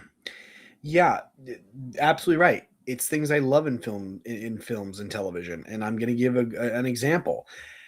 You're not going to like that I'm giving an example, but I'm going to give it anyway. The Sopranos does that. It's part of the reason why. Your favorite example. My favorite example. If there was a sentence said more on this podcast than anything else, it would be, but The Sopranos. But The Sopranos. Watching a man refuse to change. That's Tony Soprano's whole arc. The difference between this and that is that, and granted, it might be unfair because it's a television show. I get that. So you can spend more time on it. They give you the context. And this film gives you context, but it gives you it as just like here you go, take it and run with it. You're just supposed to believe it because it's what the film says. It doesn't show you really any of it. I wanted more from it. If you're going to justify your runtime, I want you to show me more. I get that it shows you it. It's really hard to explain. Oh my God. I don't know how to explain this. It all goes back. It just goes back to the nuances. It does, because I don't care about any of them. If you want me to care about your characters, you got to give me a reason to care about the predicament they're in, and I don't. That's what makes this movie fine. I see the performances. I see them refusing to change. Until you give me the stakes and the context or the reason to care about these characters, I'm not going to care about the fact that they're not changing, because I don't care about them at all. Again, it's just the way my mind is made up about it. It's just the way that I see it. I know that you're confused about it, but that's the best way to say it. Well, because like, is your problem the fact that like this is a movie essentially, like, is maybe a bad way to put it, but it is the way to put it. This is a movie from the perspective of the villain of the movie. Like, you're not watching a good guy. The good guy is the No, husband who takes in Margot Robbie's character. He is the only good guy in this movie, and he's the one who gets fucked over the most. Like, if I were to be no. sad about anything and cry about anything in this movie, it would be the way that this movie ends for him. But No, like, it's not that. That's actually the whole refusing to change bits based off of is from the perspective of villains. You can't really do it from a good guy perspective. It has nothing to do with that. I'm perfectly okay with the fact that they're villains and that you're watching them refuse to change when you want them to be good because there are good aspects about them. And it's clear that in an ideal world, yeah, they work together. They do love each other. There is that in the movie. I just don't think they were written or set up. They weren't set up as well as I wanted them to be for me to actually care man, about the situation that they're in. what more did you need? Like, you're watching two broke kids who are getting abused by their gambling addict father. Like, that's your setup right there. And there's a lot of nuance there because you don't know what happened to her mom, and they clearly, like, they lost their money and they had all this, and they're like, she's clearly like turning into a psychopath, and like you have the moment where she's stabbing like the rats in the barrel to set up that she's a little crazy. Like, It's just kind of thrusted on you. I don't think you spend a lot of time in it, and I feel like you need to spend more time in it to really grasp the situation. That's just where I'm at. That's just how I am with these types of stories. I don't know. I don't want to harken on this too long because again, I don't want to. I want to get to the movie that I really want to talk about, but I also don't no, want to cut. I want to talk about Wuthering Heights. But I also don't want to cut out this movie either because there are good aspects of it. The movie shot really well. It's acted very well. I do think it is written very well. I just don't like the setup, and that is unfortunately the majority of what makes this film drag for me. Is because if they didn't start it very well, I'm not really gonna like the ending all that much, if that makes sense. Or It's it's not funny gonna that hit as home as you think. Sorry, say that again. it's funny that you mentioned that. I want a play by play of the thoughts going through your head. You talk about the start of the movie. I want the play by play of what was going through your head the second the movie starts, and you know Uh, exactly what I'm talking about. what am I sitting here on Valentine's Day watching this movie around all the lovers watching Wuthering Heights? That was the play-by-play No, no, no, going no, through no, no, my no. head. No, no, no, no, no, no, no, no, no. First of all, yeah, you fucked up. How crowded was your theater, by the way? Like, was it sold out? Oh, it was sold out. It was totally Yeah, sold yeah. out. Because Carson, we had 5 movies to watch, and you picked the one romance movie, the one Valentine's Day movie to see on Valentine's Day. You don't I even thought, have anyone to see the movie with on Valentine's Day. hey man, So that who crowd knows? was that crowd was rowdy. I don't know what to tell you. Interesting. Uh, No, no, no. What I mean is the hanging scene when it implies that they're fucking, and then it turns out that it's a guy getting strangled. oh my god. Um, I thought that was hilarious. I thought that was so fucking funny. We were that was like, one of the Oh, come on, man. Why are they starting with this? And then you cut and you're like, that was one "Oh, of those moments oh that shit." I sat there and went, huh? What am I what I also wasn't like thrown off by it though either because you did say that this wasn't a romance, this was a thriller. And when I finally got that concept, it was like, okay. So when it was revealed, I wasn't like thrown out of my seat, but I was like, oh, yeah, I guess that makes sense. Very funny mislead. Thanks. See, that's why I was torn on whether or not I was gonna tell you. I did elect to tell Carson because his biggest knock about not wanting to see this movie is Carson doesn't like romance movies all that much. I love romance like a lot. It's one of my favorite genres. But I debated on telling Carson, and I did end up telling Carson before he went to go see this movie. But yeah, that opening scene for me, so hilarious, so funny because you're like, man, why are we starting with it? Oh, oh, Oh. oh, oops, oopsie Whoopsie. daisies. Um, And I feel like it does a really good job of setting up the era that this movie is oh taking no, place in. This is it. yeah, this era feels really like it sets up the natural. I don't know the naturality. That's not a word of it. The It makes it feel naturalness lived of in. yeah, it does. The world itself. That is a praise I will give. This world feels very lived in. This film feels very accurate to what the times are.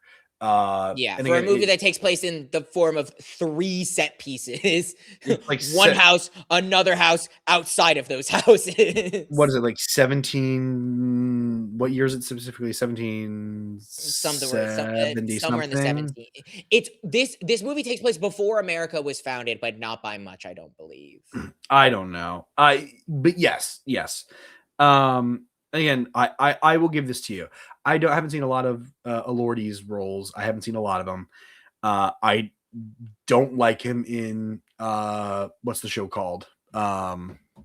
What's the show that he's in? Is he the one in the kissing booth? No, what's the HBO show that made him popular? What's I'd have to Google Jacob Elordi. Euphoria. Euphoria. Oh, Euphoria. I never got through that show. I watched a few episodes of season 1 because a friend recommended Because that's it to me. just porn, the TV show. Horrible. One of the worst shows I think I've ever seen, truthfully. Just dramatic porn. I understand why some people like it. I'm not a fan. I didn't like him in that. I liked him in Frankenstein when I finally saw it. I thought that was very good. Here, he is very likable. He gives a good performance. This is nothing new for Robbie. Robbie has done good roles before. I don't think this is her best role. I think it's up there as one of her more memorable, and it will go down as one of her more memorable. Especially as this is more of a return from acting since Barbie for her too. Yeah, this will definitely be I mean, this movie like proves that Margot Robbie really can do it all. Like, I think like this isn't her first dramatic role by any means, but like you have her in Wolf of Wall Street, which is another one of her most notable roles. You have her as Harley Quinn, which is the dramatic, hilarious type with a little bit of drama.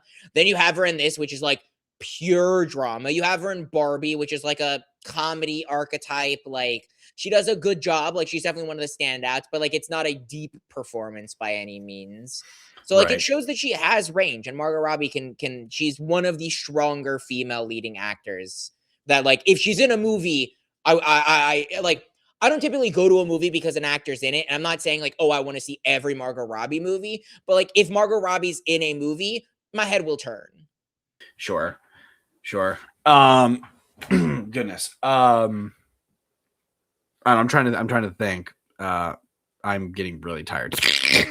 I can't think. I don't know. To me, it's fine. Like overall, like it's just fine. It's not something I'm going to revisit. I also feel like, especially because, like you said, if there are other adaptations that are more faithful to the book, this is also one that I don't think is ever going to be revisited. Purely based off of the fact that fans of the book, are going to hate this if it's not as faithful as the other ones. Not that this film will get swept under the rug. I do think, honestly, come award season, if there isn't better films, which there very well could be between now and the end of December, I could see Robbie getting nominated for this. I could see Elordi getting nominated for this, unless there's something else that comes out that they're excellent in that would get a better nomination over this. I just think for me, this is not going to be a memorable film. It's not a bad film. Again, like I've said, none of the films that we're talking about like today are bad films. It's just not my favorite. It's not my cup of tea by any means. Yeah, I mean, honestly, I'm torn. It's so hard. So I'm doing something this year that I didn't do last year. Where kind of like how you ranked every movie that you've seen, I'm ranking every movie that I've seen, and I'm gonna see if my thing will load really quickly on where I place this. I move it. I don't know if it's my favorite movie that we saw of the 5, and it's not like in my top 3 of the year, but it is. I really enjoyed my time with this movie, for as horrible of an experience as watching 2 terrible people do terrible things is. Yeah. But as much as I'd love to talk about this movie more, because I could talk your ear off about this movie just because of how much I enjoyed it, I will be nice. And I will release you from this hellscape that you call Wuthering Heights, or quote unquote Wuthering Heights, and kick you into our final review. We're actually only 2 hours in getting to our final movie review, so we're making really good time. That makes sense. Gives me some confidence for our hell months that are to come with all of the TV shows and stuff. But well, I am also trying to speed through quickly because of that. Because like, okay, this is the test run for the month in hell, or also known as March. It's like is March, early. April, and a little bit of May. Like Yeah. it's bad and it's coming fast, but we'll cover that when we get there. For now, Carson, go ahead and kick us off to the final movie, the review of the night. Let's talk about the Go. GOAT. Let's talk about the GOAT. And I'm not speaking for you here, but let's be honest. This is the best film of the 5. I don't think that anybody's disputing that fact. You can agree or disagree with me on that one. If you disagree with me on that one, that's fine. After thinking about Crime 101, yeah, this is probably my favorite of the 5. I think this is a better movie than K-Pop Demon Hunters, although I thought K-Pop Demon Hunters was fine. I thought it was fun. I didn't really like it all that much, but it was You fine. watched when did you watch K-Pop Demon Hunters? A friend of ours sat me down and watched it with me. I did not realize you ever watched it. We never talked about it. I mean, I know you watched it after the movie came out. Not to interrupt your thoughts, but I waited to bring it up till now. We can talk about this off camera. We can talk about that one off camera. Goat is a very original story. It doesn't have original themes. It's not like groundbreaking as far as like, oh, it's telling a brand new story. It's nothing like that. But it hits all the right beats emotionally. It has a very unique animation style. Whereas I think my only complaint with, like, genuinely my only complaint with this film, I'm getting that out of the way first before I get to the positives in this, because there's only one and it's such a minor thing. I think sometimes the animation can be overstimulating, if that makes sense. Like, there's so much happening at once that sometimes it's hard to look at, similar to like sometimes at the end of a Marvel movie when it's a big CGI action fight, it's a little hard to look at because you don't know exactly what to focus on. You don't know exactly what to focus on sometimes when it comes to this film. That being said, this film does first off, a great job with pacing. This does not feel lived in, worn out. This feels exactly like what it's supposed to be. The world is unique. The setting for it's unique. The comedy is funny. I love Caleb McLaughlin's performance. I think he is obviously the standout here. He does a great job. And I love my favorite character is Jet. I'm just gonna get that right out of the hand. Flame me for it, whatever. I think Jet has, first off, the best character arc in this whole thing. I think she's the most. It's a very Mary Poppins type of story here. None of the characters really change in this movie. Jet's the only one that changes. That's it. And I kind of like that. I like that they take the story of, oh, you think it's gonna be Will, like the standard stereotypical of, oh, Will's gonna overcome the odds. That's the story, and he does. Like, he does, but that's not the focus of the movie. The focus is him helping Jet overcome I need to be the best always. I need to be the best. I need to achieve this to get it done. When really she just needs to work on, it's not an I, be the team. Focus on the team. And it takes Will to get her there. The writing is very good. Obviously, they do a great job every time with that. I don't know. One of my favorites of the year so far, for sure. Not my number one favorite, but it's up there. It's really, really good. I just want to point out that you hated on this movie going into it. You hated on this. You talked shit Let's not talk about this that. movie more than you talked shit about Wuthering Well, it's Heights. not. And It's for you the to come name. on, It and is for the name you of the to come on movie. here and say that it is one of your favorite movies of the year. Granted, it's only February and we have Dune and Spiderman Brand New Day to come out and many other movies. But like, I just, I just have to. I told you so. So with my thoughts on GOAT, I think Sony Animated Pictures is on a generational run. I think that I'd put them above modern Pixar, but I think they are the best animated studio doing it currently. Not in history, but doing it currently. K-Pop Demon Hunters, I loved it. The 2 Spider-Man movies we've already covered are 2 of my favorite movies of all time. I do think GOAT is the weakest of those movies for me, though. And I think that's because animation, super, super strong. Super strong. They always bring their A game with the animation. It's amazing. Voice acting, very strong. Every character is compelling. You care about everyone in this movie. All of them are brought to life so well. The world feels so natural and lived in, and the whole concept feels very nice. Like it's a very clear-cut story that you know where it's gonna go, but you still enjoy the ride every step of the way. And I was like hooting and hollering. I was so like hyped The reason why I think this is the weakest of the movies is I have one complaint that you didn't bring up that I'm curious your thoughts on. I thought this movie was amazingly paced for the first 2/3 of the movie. And then I felt like the last third of this movie kind of felt like okay, you already know where the movie's going to go. Let's just get there. Like I wanted the last third of this movie to breathe a little more. I feel like once we get to that final game and a little bit before, like right around when Jet's coming back around, I feel like that switch happened a little too quickly. And especially since she turns and then she turns again and then she turns again, and all of that happens a little too quickly for me, but I didn't mind it as much. But then like that final turn, going into the final game, going into the big moment, it felt way more rushed than some of the other elements of the movie that I felt like they gave the opportunity to breathe a lot more. And like, I didn't hate the end of the movie. I knew where this movie was going to go because it's a kids movie. You know how the movie's going to end, and I don't hate that. It was a very good ending, but I feel like it was like, oh, you know how this movie's going to end. Let's just get there a little faster than I would have wanted them to, and that does take the movie down a little bit for me. Where like I wasn't as like hooting and hollering high at the end of the movie as I was throughout the majority of that first 2/3 and even the start of that last third of the movie. But again, animation strong, world feels lived in, characters are great. Overall, very fun time. If you want to take your kids to any movie, if you want to go see any movie, like this is easily the best recommendation for anyone, even if I don't think it's like the best thing since sliced bread.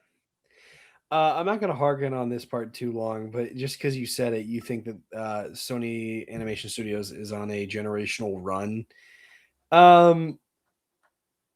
They made some really good movies.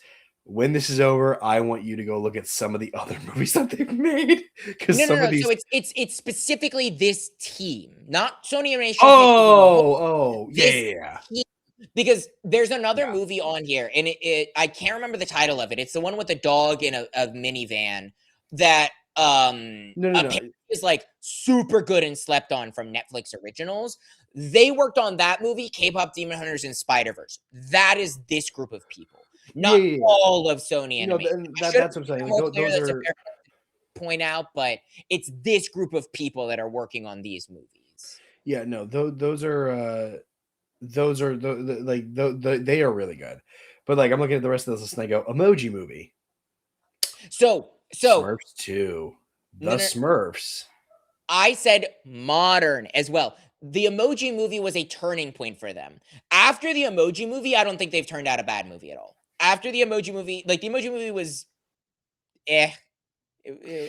Not important. Let's talk about that later. That has nothing to do going into GOAT. Nothing to do with GOAT. To answer your question, I didn't really mind the ending so much. I actually thought it was more rushed at times rather than slow. Well, that was my complaint. Is I thought that they rushed the ending. I mean, it didn't really bother me all that much. It's a kids movie at the end of the day. It's. I thought it was appropriately paced. They already did the arc of her changing, so this was more like I just need to realize and get back to it. It's like the mini hurdle. Do you think that Miles Morales, after getting shut down by the other Spider-Man, do you think that was a quick change? Do you think that was a quick turnaround? No, it was one conversation with his dad, and that was it. He was back out in the field. But that was a longer conversation. Because here's the thing. Yes. Jet has the conversation, and they do let that first turn breathe, where she's finally learning to let the team breathe. And then she snaps back so quickly after finding out that the team is going to get sold, which I don't have a problem with. I thought that made total sense. But then her switch back to working with the team, and then we jump right into the final game. I felt like that element of the movie it stood out to me more because I felt like the first 2/3 of the movie was so well paced. Like for the first 2/3 of this movie, I was sitting here going, this is my favorite movie of the year. Like easily, this is my favorite movie of the year. No question about it. I love this. And then the latter half of the movie knocked it down a few pegs. This is now sitting at my number 3 of the year, still behind Bone Temple. And I know you will disagree with this, but it does sit below Dracula for me. It's close, but it's really that last third that just like it wouldn't have disappointed me as much if I didn't think that first 2/3 of the movie wasn't so well paced. Um, I get, and if that's where you're really fixated and stuck on, I guess that's fine. That's not like, I mean, if that's what you believe, that's what you believe. I'm not going to change that. That's not, I'm not going to argue your fact on it. I think that's wrong, but that's my opinion. If it's just the 2/3 and that's your complaint, whatever, by all means, go for it. Voice performances. Let's talk about the one that worried me the most and somehow ended up being okay. Stephon Curry. I know he's not like the biggest role in this. He is a, role in this. But he actually had a pretty good voice performance. Yeah, I'm he always worried. actually I'm always worried when it comes to athletes, especially when you saw what happened with Space Jam 2 and dear old LeBron James. Even though that LeBron wasn't a voice performance, James. that was just acting, but that was absolutely horrible. We were talked about him. Caleb McLaughlin, I mean, coming off of Stranger Things, did a phenomenal job here. He portrayed it with such emotion, and everything he said just was so believable. Oh yeah. Oh Same yeah. thing. Same thing with Jet. Yeah, Caleb's performance gave me like Caleb was obviously a standout in Stranger Things. Like him and Sadie Yes. Sink were consistently the best acted. And like if you looked at any of the kid characters from Stranger Things and were like, I wonder who's gonna have the best career, it's gonna be Sadie Sink, who is in a fucking Spiderman movie later this year. Right. And Caleb McLaughlin, like this gave me like so much renewed faith that like one, this movie is doing really well. Like it's the second highest grossing movie behind Wuthering Heights of this past weekend, and that doesn't surprise me. But like I think this is one of those movies that, especially the second hit streaming, is gonna like balloon even bigger. And I Right. think like Caleb's performance is definitely one of those reasons. Like him being the main character and getting as much screen time as he did, like he does so well with his time. I agree. And then again, talking about like other characters that we already touched on. Jet does an incredible, or the actress who plays Jet, what's her name? Gabrielle Union. Incredible job here. I believe everything she says. Again, those are the two standouts for me. The other characters that are in this, they do their part. They're satisfying. They're funny. They obviously add to the movie, but the heart and the soul focuses on Will and Jet and their characters, and so those emotions are a lot more raw, a lot more original. But obviously, look, we got David Harbour in the movie. He's really good. We got Patton Oswalt, Nick Kroll, Jennifer Lewis. We've got some really phenomenal actors in this. We got Bobby Lee. I'm just rattling off, and I forgot We about got Bobby Lee. Jelly Roll, which like Jelly Roll. I forgot about Jelly Roll. it's Jelly Roll plays the big bear character, which Yes. is so funny, especially like I don't know how much you follow Jelly Roll. Funny enough, talking about Jelly Roll, I was listening to Jelly Roll on a podcast as I was setting up I love Jelly Roll. In fact, I'm not even the biggest fan of that man's music. I just love, he's a man of God. He talks about God all the time. He's an ex-felon. Like he's big. Like I love Jelly Roll as like a human being. And it's so funny that he plays the big brooding bear character after he's now lost all of his weight. You know why he lost weight, right? Well, yeah, because he was gonna die. Basically, it's one I of the mean, reasons. yeah. What do you know what the incentive was for him though to do it? He was in a WWE match at SummerSlam. That's what he got in shape. Well, that wasn't For it was an it incentive. didn't. It was an incentive, but it definitely wasn't. You might want to listen to the podcast I'm listening to because it actually talks about his weight loss journey. That's what I he's like Jelly talking Roll, about. but no, Jelly Roll also yeah. does a good job here. He's just has a very fun voice that actually fits animation very well. And Oh, yeah. I don't think this is the last time we're going to see him. The story, it's actually very human. It's very human and it's very heartfelt. Like Zootopia does a very good job of making animal characters feel human and tell human stories. And this movie doesn't have anywhere near the depth of Zootopia, No, but not at all. the depth that it does have is very human. It's about community. It's about striving towards your dream. And like I've talked about this a million times. I love movies that talk about striving towards your dream. Like it's always a key to my heart is a character who wants to work towards a dream and everyone's telling them they can't do it. But like, yeah, they do a good job at that. Yeah. And I think that this film's obviously going to get compared a lot to Zootopia. It's the most like Zootopia. I think this is an easier film for adults, maybe even teenagers, to watch more so than Zootopia, especially Really? Zootopia. Well, I think that whereas there's a lot of things in Zootopia that adults can like, you've got a lot of jokes, especially in Zootopia 2, that are more kid-oriented and friendly. Like, I know we talked about this already, but, like, whenever the walrus comes out, and even though I found it funny, it's just because I have an immature humor when he goes, "Hey, bub. Hey, bub. Hey, bub. I Hey, found it bub." hilarious. I thought it was hilarious too. I can see why an adult would find that funny, especially if they're just taking their kids to the movie. I feel like there's an adult in this audience that could actually sit down and enjoy this movie. Just pure. Well, Also, and it is the animation style. It does help a little bit too. I It's a feel lot more like fun, in my opinion. Zootopia 2 is also like a lot more comedy forward than GOAT is. Like Yes. GOAT, I would you can disagree with me on this, and I'm curious your thoughts if you have any. GOAT's not a comedy. Like No, I not I really. don't know if I No. categorize GOAT as a comedy. Like I and this is not an insult to the movie. I laughed a lot less than I was expecting to, but not in a bad way. It wasn't like they told jokes that didn't land. It was just like in Zootopia, they're telling a joke a minute at points. Like they're throwing jokes at you, but like that's what Zootopia is. It's a deep story with a lot of comedy in it. Goat has funny moments, but I found myself a lot more like endeared and in my feels and Yeah, emotional because that's what they're trying to play than on. That yeah, exactly like right. laughing. That's And I think exactly what they're that's trying to play on. yeah. And I think that also creates a lot more opportunities for it to not have as many jokes like the few from Zootopia that might be more childish or whatever, or most anime movies that are childish. It's allowed to actually breathe and let the comedy be natural, similar to, and it's the same team, so it makes sense, but similar to Spider-Verse. Spider-Verse doesn't really have that many jokes that are like childish or completely ridiculous. They have jokes that are clever and thought through, or at least that makes sense to the story. And Goat does the same thing here. It's not sacrificing a serious moment for a joke. Not saying that Zootopia does, but it's not choosing that as opposed. You get what I mean. Yeah. Um, Another thing I want to give credit to is, and you already touched on this, but I just want to give some more in-depth thoughts on it. God, the animation's so good. it's And crisp. one of the reasons I want to give credit to it is because Spider-Verse doesn't feel like K-pop Demon Hunters. K-pop Demon Hunters does not feel like Spider-Verse. Neither of those movies feel like GOAT. Yeah, All of the Sony animated movies feel different.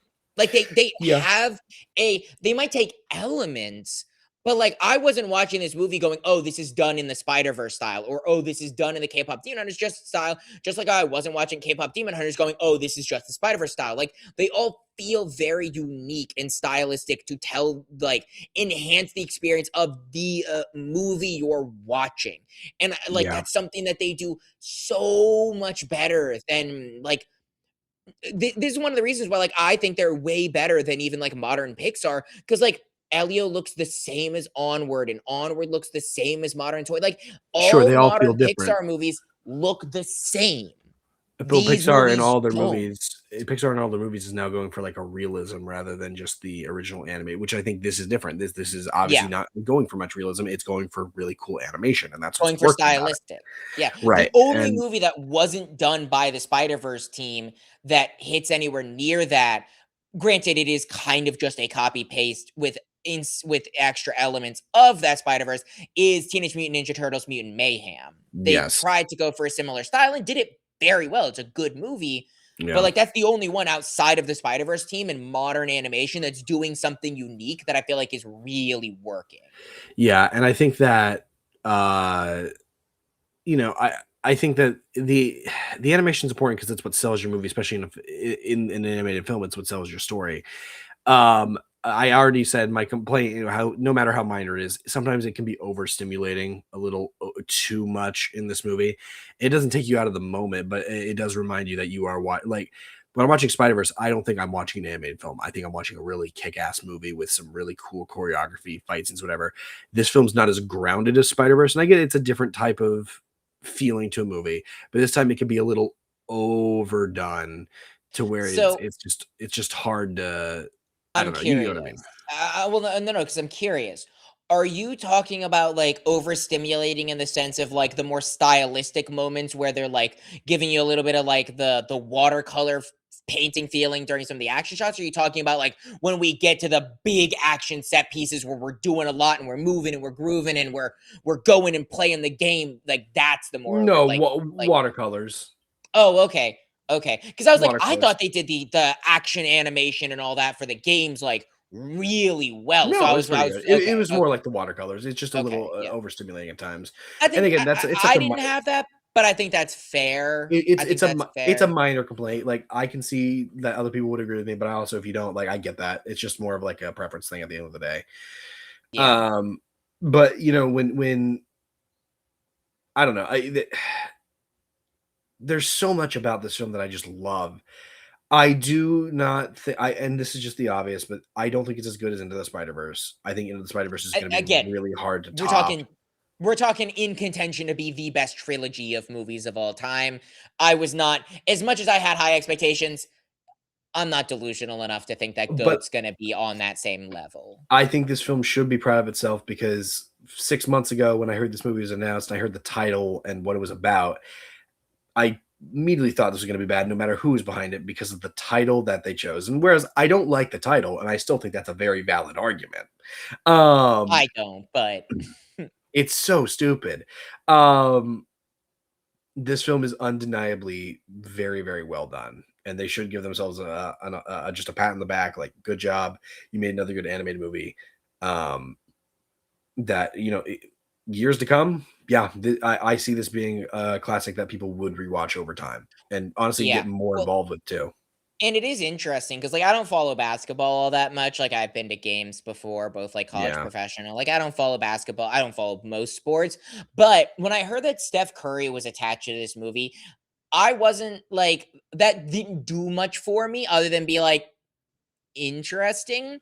yeah, Now that I've seen the movie, I actually think it makes a lot of sense because, again, I don't know a ton about sports, but I do know some about Steph Curry. And one of the big things with like Will in this movie is that he's a small, he's a medium, but he's on the smaller and end of Steph things. Curry, yeah, Steph Curry is also pretty short for a basketball player. Like he's when I also say known pretty as short, like he's very short for a standard basketball player. the goat. See how it all connects. Well, and I know that's like a funny, like, oh, it connects, but like I do think that like that's an interesting element to incorporate into this It movie is. that like it makes it I can feel Steph Curry's passion in why he wanted to attach himself into this movie way Yeah, more than just a celebrity attaching themselves to a movie because it has to do with basketball and they wanted to have a basketball player attached to it to help with marketing. Like he I changed the feel why he game. was attached to this movie. He changed the game for people to play the sport. Yeah. Like, I mean, he literally changed it. And that's the story of this movie. It's Will changing the game for like we see that with the grizzly bear character. I feel like better than almost anyone else with the elements of the movie where the grizzly bear is shitting on him. He's like, you can't use the cage, we hate you. And then he ends up training Will proves Yeah. himself to him, and then we cut back to the cage when we're introducing Jet to the cage and he's playing with people smaller than Will, and he's come around. And like I feel like those elements, like I love that because again, it makes the world feel lived in, and it makes like makes it feel like the characters are continuing on past when they're on screen, like they're having Yeah. development off That there's this screen. world that we can believe is real. It's the realism of it, and it feels Yeah. real, and the characters are very well realized to bring us to this. Well, because Um, it's like you'll watch a movie, and this is a complaint that I could level against so many movies where you watch a movie and you get introduced to a side character and then they disappear for a little while and they come back and it feels like they were just sitting on a bench waiting to be put back in the movie and they did nothing in between that. This yeah, movie, none of the characters feel like that. Like every single character all feel like they do things when they're not on camera. yeah. Um, I will say, and this is the last thing I want to say about this film in particular. I don't want a sequel to this movie. I don't. I don't either. I hope they I'm don't. sure you could make a sequel out of it, but I don't because I don't want them to ruin this film. I think this film is fine as a solo movie. You don't have to push it beyond the limits. This I is mean, not a you Spider answered Verse the movie. question. Who's the GOAT? Like you're done. This Like is even though I didn't like K-pop Demon Hunters as much, I will be honest, I see K-pop Demon Hunters getting a sequel before I see It this is. film They've ever already getting a sequel. confirmed. Yeah. Okay, well, yeah, I see that film getting a sequel more than I would ever want this film to get a sequel. Yeah. Not to say that I wouldn't, be very excited if they announced one, but I don't want them to ruin the film that they had set up. Yeah. I feel like Um, this is a very complete movie. Like, through and through. I will say, I know your answer to this question. I'm gonna ask it anyway because it actually builds into a second question that I need to ask this question first. How'd you feel about the twist villain? Wasn't a twist villain. You It knew wasn't real. exactly You what she knew was it. gonna do from the You start. you knew what was going to happen from the start. Um, But the reason I asked that is, how do you feel about the twist savior of the movie? that That was was funny. That was hysterical. Uno reverse oh my god. Oh my god. No, I was dying in the theater. I was I'll play slapping for the so deed hard. of the. He's this aloof character. He's a dumbass. You don't want him anywhere near this team, let alone like anything meaningful. And then he wins Gets the poker game in the fucking stupidest way possible as the callback to earlier in the movie. And you're like, God, this shouldn't be as funny as it is, but it it's is. it's It hysterical. is. It is 'Cause, hysterical. like, I could feel like and I'm blanking on his name, I don't know if you have the cast pulled up, the name Uh of the lizard character. Moto. Um, yeah, Moto, thank you. Because he's a monitor. Yeah. But I feel like if and like, out of all the characters, I feel like he's probably gonna be the most divisive because like, every character has heart to them, like, the rest of the team, like, the Rhino and the Ostrich, like, they all have heart to Yeah. them. Moto, obviously, I feel like has a little bit more. I think the dad in Moto, maybe that's another, like, minor complaint, but it really isn't because I don't care all that much, is, like, Moto and the dad definitely have a lot more to them than the ostrich does. Like, she You're has not stuff to her, the but thing, yeah, you're just not going to get that with everybody. Like that's just how it yeah, is. You can't give things to every single person. Like even the Long Walk, they gave fragments to certain. I love that movie. I'm not yeah, dissing that movie by saying this. I'm just saying like they couldn't give all 20 or so people yeah. in that film Well, things. They gave snippets, yeah. but you get what I mean. Yeah, and I understand that. I'm just saying, like, the distribution wasn't as even is all I'm pointing out. But I do think that when it comes to Moto, like, he's gonna be the most divisive just because his character has a very specific comedy type that's either gonna work for you or it's not gonna work for you. For me, it worked. It was hilarious. I thought he was absolutely a standout. I loved the way he moved as well, like the slithery, like lizard style. Like, again, like, don't want to keep going back to the animation, but God, the animation's so good and it's so dynamic, and all the characters move unique and they feel unique. They feel like animals. God, Yeah, they this movie's they really good. I wish that last third was better so that this could be my favorite movie of the year. I God. I get it. I mean, I don't get it really, but because I don't have as I see your problems. They weren't necessarily a problem for me, and I guess again, just recapitalizing what I said. Good acting, very good animation, and a very good heart to a story that at the beginning or midway of 2025, I thought was going to be buns. And I'm pleasantly surprised, very delighted that this film exists. So Yeah, no, this was a good time. I like it might not be my favorite movie of the 5, and it could be. I don't know. I really don't know. I need to look at my list again. It probably is. But regardless of that, it is easily the one I would recommend to anyone. Like, anyone, old, young, middle-aged, whatever you are. I think this is the most universally, like, anyone can enjoy this movie. Like, Wuthering Heights might have better acting, better set pieces, and all of that, and better story to me, but I'm only gonna I would not recommend sure, most people go see Wuthering Heights. Crime sure, 101 might have better action at points in time, but like, not everyone enjoys heist movies. Like, this is a movie that I feel like, well I mean, that's just rounded, what a kids movie typically is, at least a good kids movie. Is it's not just a kids movie, it's a movie that anyone could go and see. And I think they correct, do that very well. correct. But yeah, we did that. We did it, Carson. 5 episodes or 5 movies for 50 episodes, 2.5 hours, very well paced. unlike some of the movies on this list. I thought somebody knocked on my door for a second, so I got very concerned. It was like, "Oh," it was just me slumming back my chair. Yeah, somehow we survived. Yeah. Still somehow not the longest episode of the podcast that we ever had. If we think back to some of the early episodes that we used to have. Yeah, there's a reason we changed the format of the podcast so we didn't have to sit here for 3 hours every time. Killing myself.